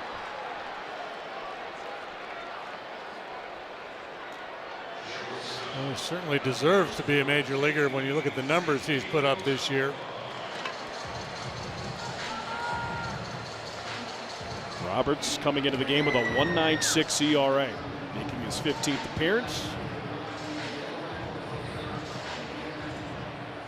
Look into some of the outlying metrics. The FIP, 3.76.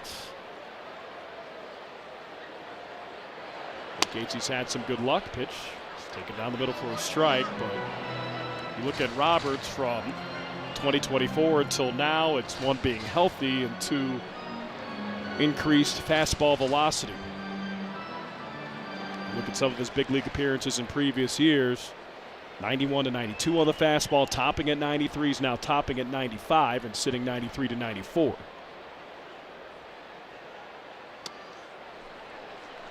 There's 94. Getting elevated, and that's the way they like to attack Tovar.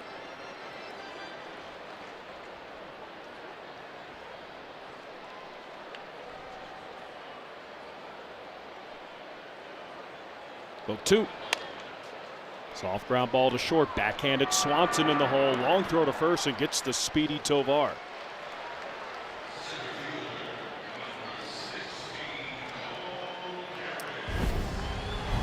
Dansby doing his thing out there at shortstop. He knows he's got a speedy man going.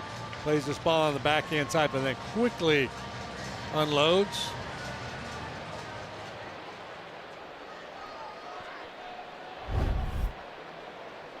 Cole Carrick. First big league hit in his last at bat. Triple down the right field line.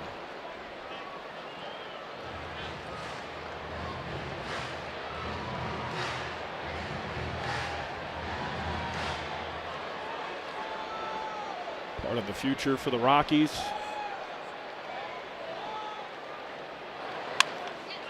Ripped right side. Hooks foul. But you look at the Rockies, you see the identity they're trying to build. Carrick, an elite level athlete as an outfielder. They got Jake McCarthy, an elite level athlete. Brenton Doyle's on the injured list. One of the best athletes in the game, 2-time Gold Glover. Mickey Moniak, former #1 overall pick, fits that bill as well. A lot of tooled up guys. Yeah, I think speed is really important when you play your home games in this ballpark. just the ability to cover ground in the outfield, to take extra bases.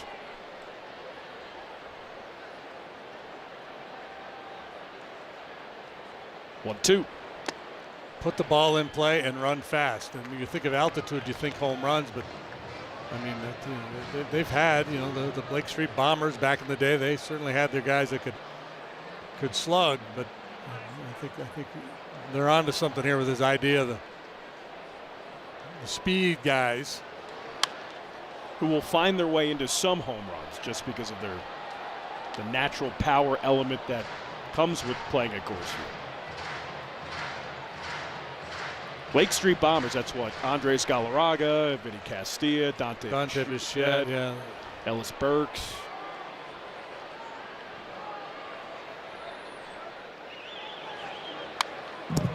Back at the screen.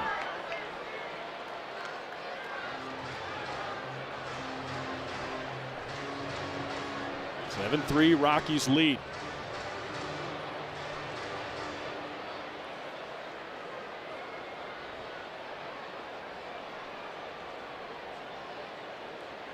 Two.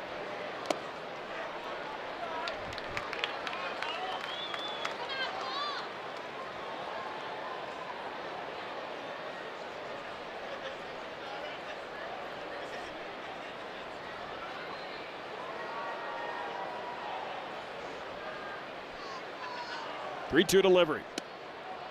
Just missed. So Carrick, a 2-out walk.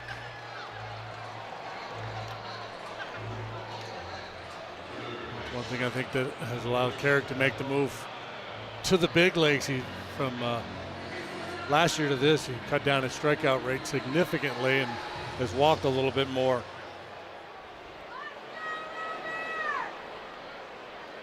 I would say pick him off. Now ball up the middle and a single for Kyle Karros. Carrick stops at second. And for Karros, his second hit of the night. Yeah, hit number 11 for the Rockies, and they've done a fair bit of slugging as well. Cuts this one off and just whacks it right back through the middle of the diamond. Didn't have a whole lot of room to operate there, but that ball was hit with pace.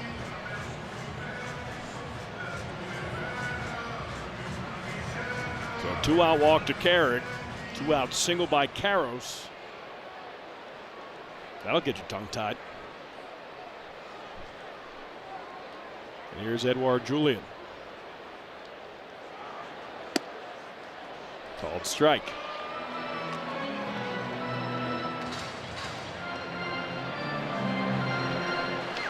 He's fortunate to break there. Strike, yeah.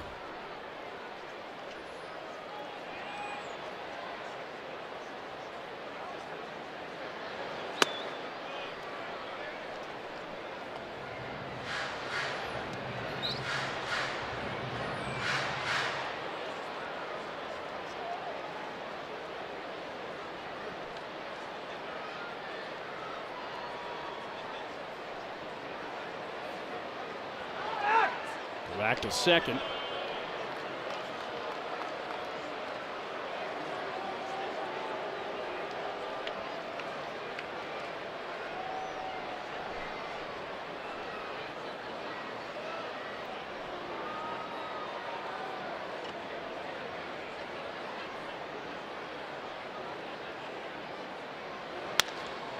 Line to short. Dansby makes the catch. Perfectly positioned. Nice job, Ethan Roberts. Go to the 8th.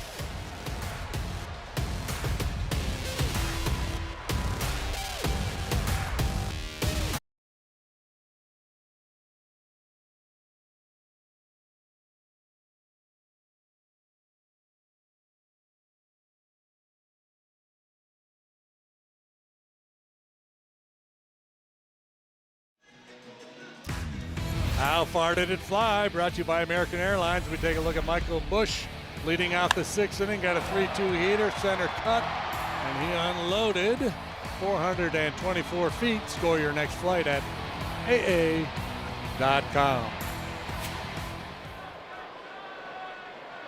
Home run number 7 for Bushy. And here to start the 8th face arguably the Rockies' best pitcher, Antonio Senzatella. The former starter has made the move to the bullpen, and he's been really good in this role. An ERA of 198 for 36 and a third. Swing by Bush. And we were talking about this off air. It's still fairly early to talk about trade deadline and people getting moved. I would imagine there are some teams that would want somebody like Antonio Senzatella. Yeah, I would think he'd generate a good bit of interest. That would be interesting. He's the longest tenured Rockies player. He was signed in 2011. In July. Kyle Freeland just became their all-time leader in innings pitched. I think both these guys deserve some kind of an award. And you hang in there, you pitch that long. For this club, you deserve something. Props, something, yeah. Line foul.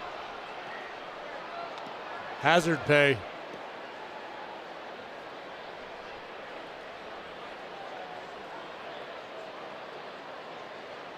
Senzatella made his big league debut in 2017, making his 197th appearance.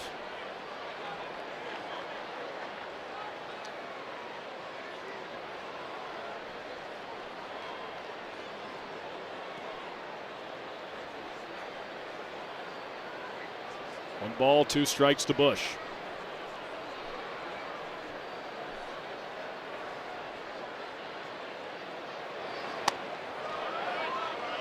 It's a called third strike, but Bush immediately challenges. Pitcher's rule to strike, the batter's challenging. ABS getting some usage tonight. So the return count 2-2. David Rackley, he was halfway through ringing him up when Michael challenged. had to abort that.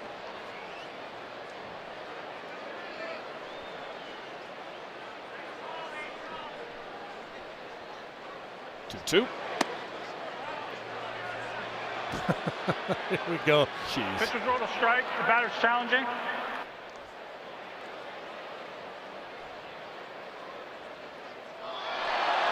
That time it did clip the top of the zone. David Rackley gets validated and vindicated there.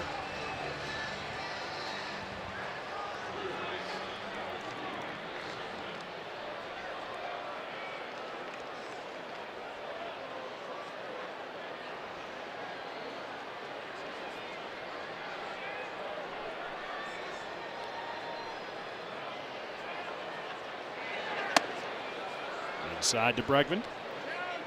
Alex tonight single in the second, sac fly in the third. Single and a run scored in the sixth.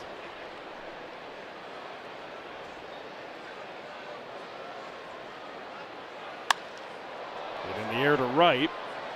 Johnston back towards the track, makes the catch. So 2 up, 2 down here in the eighth. Ball carried on Troy Johnson, but just had enough room.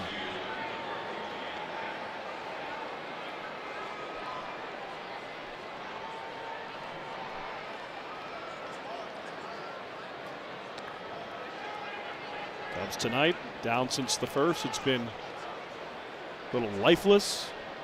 And you're looking for a hopeful late inning surge like they had that Thursday night game against the Athletics. It was 6-1. Came back and won it.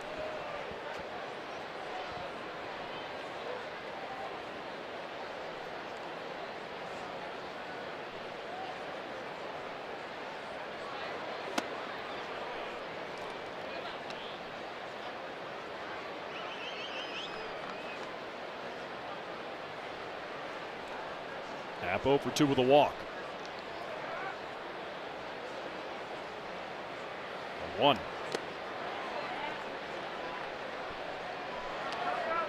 The Cubs had their chances.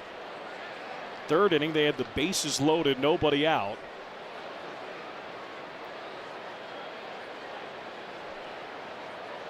Got a sac fly.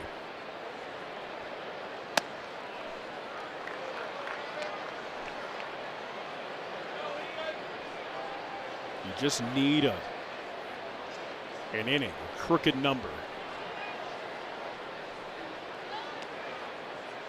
Don't know what the plan is for Senzatella here. If the expectation is 6 outs from him.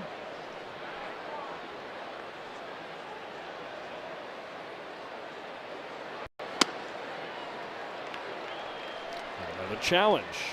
Pitcher's roll to strike. The batter's challenging. Oh, sorry, dude.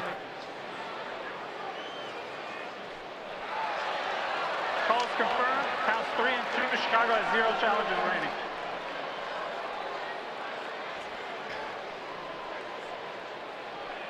You're in the 8th inning. You're down 4. Those aren't bad challenges. In this instance, it would have been a walk.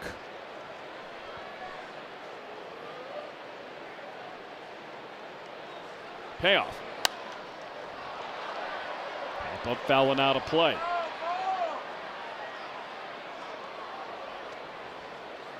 Beautiful night at Coors Field. Good crowd. Stadium, JD, is 31 years old. Rockies began play in 1993. Spent their first year or two over at Mile High Stadium.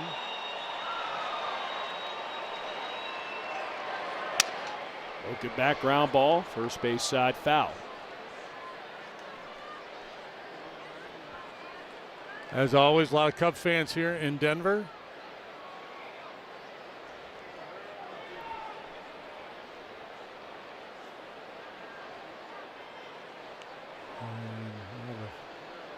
Cub fans going, come on, fellas, get a little something going here. Something.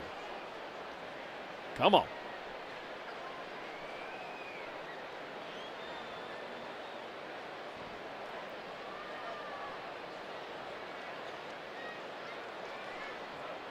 Balls, 2 strikes to Ian Happ.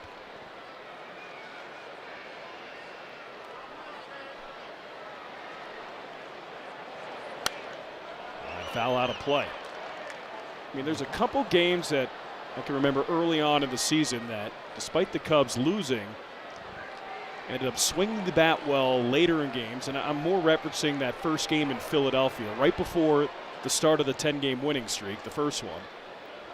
They were down big early, ended up scoring 5 runs late. Ian walks. I think the final score was like 12-7. And then they just went on a run. I'm not necessarily saying they win this game, but put together quality at bats, especially in a hitter-friendly environment like this, just to get some offensive momentum. Well, that's the thing, right? We're always looking for those narratives, like you're going to get a bounce like that walk-off win against the A's. Okay, they're going to, and then they gave up 18 runs the next day. They did.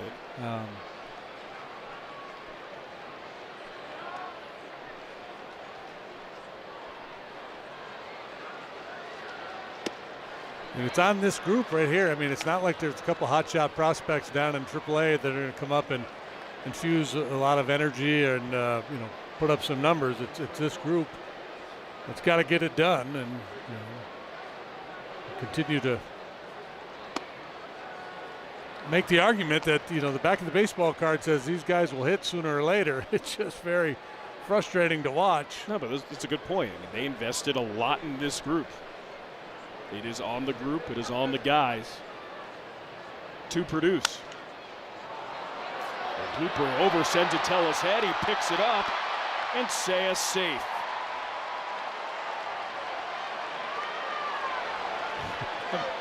It's got to be one of the softest hits you're ever going to see. A little lob wedge over the pitcher's head. 37 miles per hour off the bat. Seiya in his last at bat, RBI ground out. I think it was a 72 mile per hour difference between the ground out and the hit.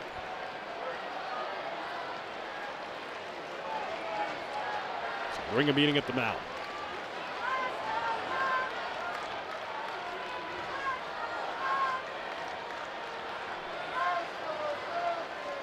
So the Cubs trying for a 2-out rally. Here in the 8th, down to their final 4 outs and trailing by 4. It's Alon Leichman is the pitching coach for the Colorado Rockies. He calls pitches from the dugout. There are suggestions. So if the catcher or the pitcher don't want to throw that pitch, they have the right to veto. But every single pitch, he is signaling what he thinks they should throw. He's got the scouting report. He's got the data. Rockies, a franchise that for years felt to be, known to be kind of behind the curve analytically, and they're trying to step that up.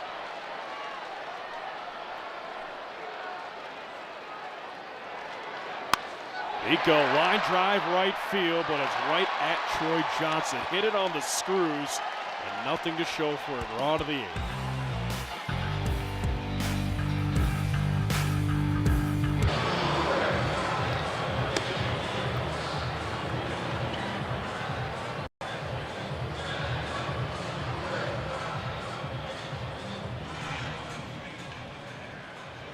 Bottom 8 here in Colorado. 7-3 Cubs trail. Rockies try to add to their lead. Cubs have a new pitcher. It's Hobie Milner. Yeah, Hobie has done a very nice job. That ERA took a big jump last time out in that blowout game against the Giants. But other than that, he's been awfully good.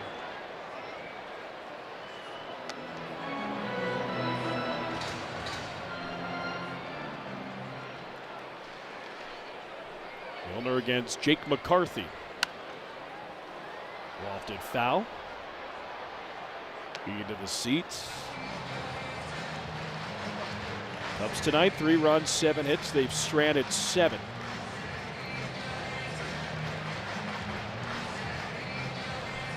Due up in the 9th. 8-9-1.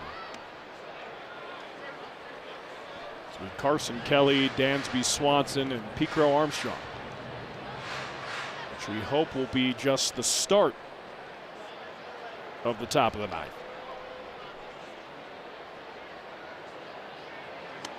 Swing and a miss. Jake McCarthy, I think he was heading back to the dugout, maybe just collecting his thoughts.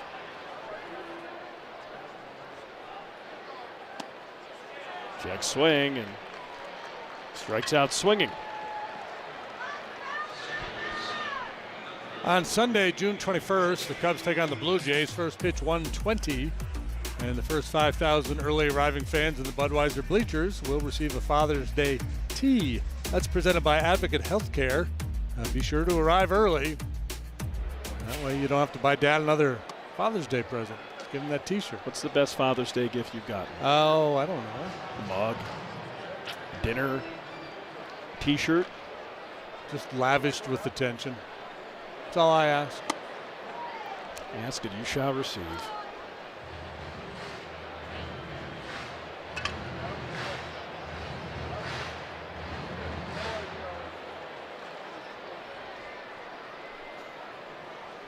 One ball, one strike. Swing and a miss.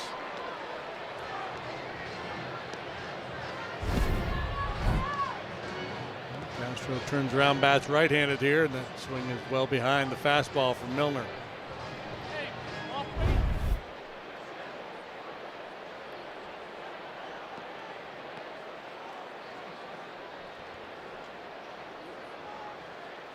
Two. Hard hit down the left field line. Another hit for Willie Castro. It's off the sidewall, and for Willie Castro, it's a 3-hit game against his former team. He did that in one of his previous at-bats, too. He took a fastball, a swing like he was swinging underwater, well behind the fastball, then got another one and hit it hard for a base hit. This time, kind of the same MO. Ugly hack followed up by good solid contact, this time a 1-out double.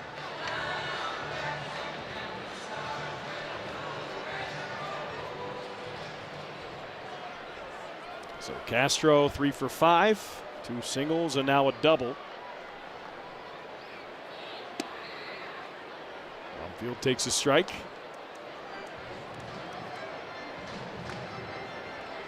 He's 0 for 2 tonight. been on base twice, hit by pitch and a walk. Ground ball to second. Nico gobbles it up over to first. And now 2 outs. All right, fans, let's all play ball. Don't miss Play Ball Weekend coming up on June 5th through June the 7th, encouraging youth everywhere to get out and play. You can visit playball.org to register for a free event near you today.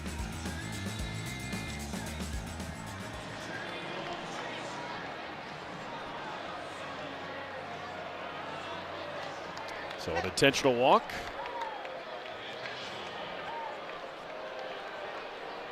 Hunter Goodman to first with a base open and a lefty up.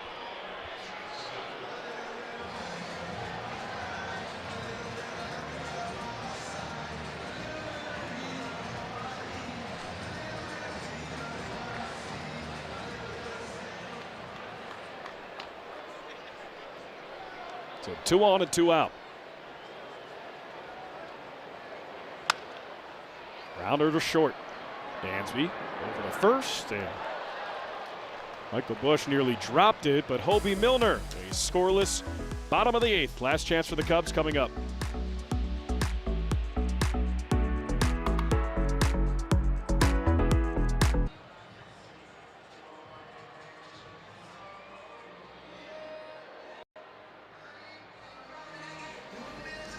Top 9 here at Coors Field, 7-3 Cubs trail, and it's time to welcome you guys to the broadcast booth brought to you by Budweiser. Cubs fans for 150 years. This Bud's for you. Alex Cohen, Jim DeShays here, and JD. Cubs needed a get-right series, especially offensively. Get-right game, and unfortunately, so far, hasn't been right. Yeah, the script remains the same, doesn't it? Just not able to put together big innings in an environment where you think you should be able to do that. Starting pitching has been an issue. That was the story tonight as well. Colin Ray had a rough night, and just not enough hitting to make up for it. They got one more crack at it here in the 9th, and we've seen a lot of crazy games in this ballpark. So it's Carson Kelly, Dansby, Swanson, Pete Crow, Armstrong. You're against a hard-throwing righty. A 5.24 ERA, strikeout rate just below 23%. Goes up and in on Carson.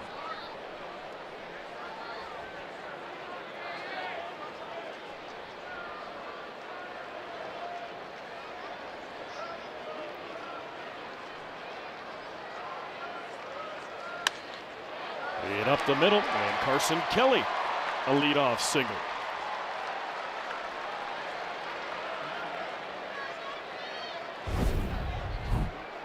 Here's the start. A solid single from Carson Kelly. He's got a fastball that averages about 97 miles per hour. Slider and a change. Jim, did you bring that blue hat that you bought in Pittsburgh here? I did not. That could have been your rally cap. It's a good-looking hat.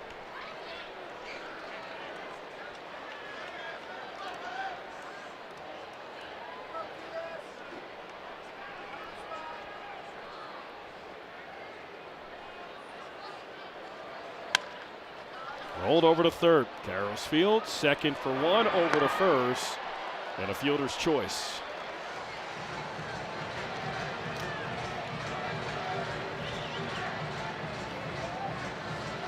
Talking to Craig Counsell before the game and about what Dansby's trying to do just mechanically, and he said trying to keep that front side in, trying to get better lines. There's been too much of that pull to the ground on the ground to the pull side.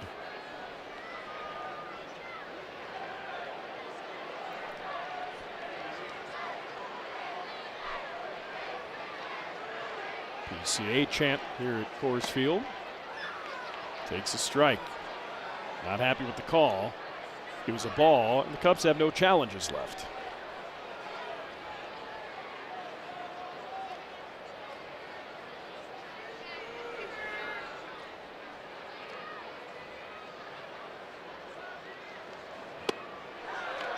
Swing and a miss. That's a tight little slider. That's a tough pitch.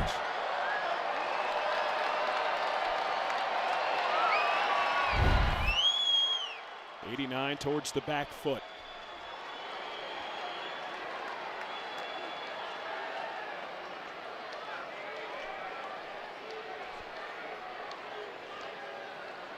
Oh, 2.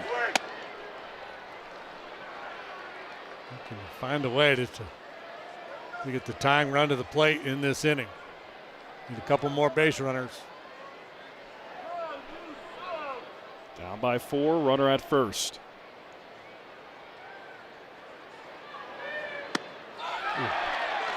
Around strike 3. Pedro Ramirez, who's the last man on the Cubs bench, is going to hit here in the DH spot.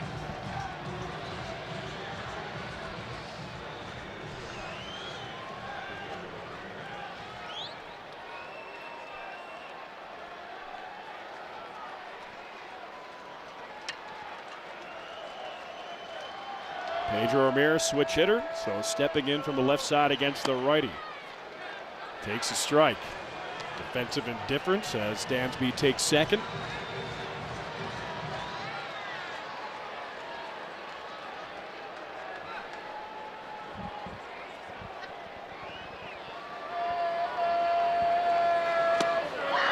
And now the Cubs are down to their final strike.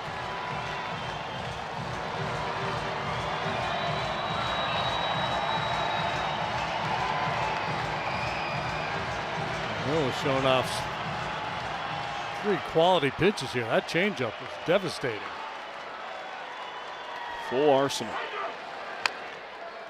Pedro stays alive. He has a 98-mile-per-hour heater, an 89-mile-per-hour slider that he threw just there. And then that changeup then darts away from left-handed hitters.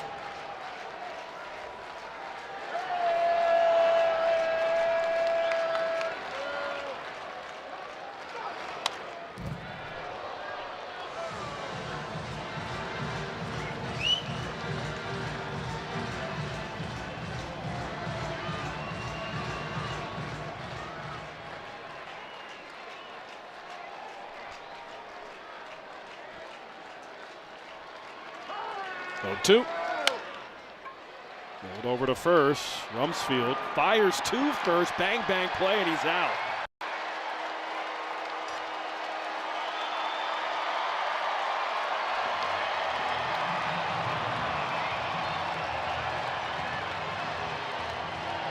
See if the Cubs take a look, and they won't.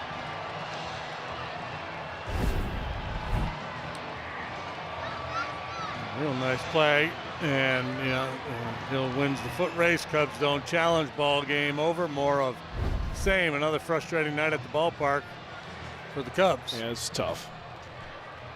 Cubs lose 7-3, and they fall to 34-33 on the season. Rockies with the victory, 25-42.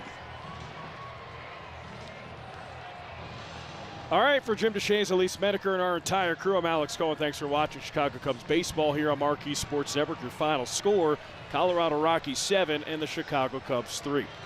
Tomorrow in Game 2, Shota Imanaga and Michael Lorenzen. They are your scheduled starters. Coverage begins at 6:30 p.m. Up next, Cubs postgame live with Cole Wright and Ryan Sweeney.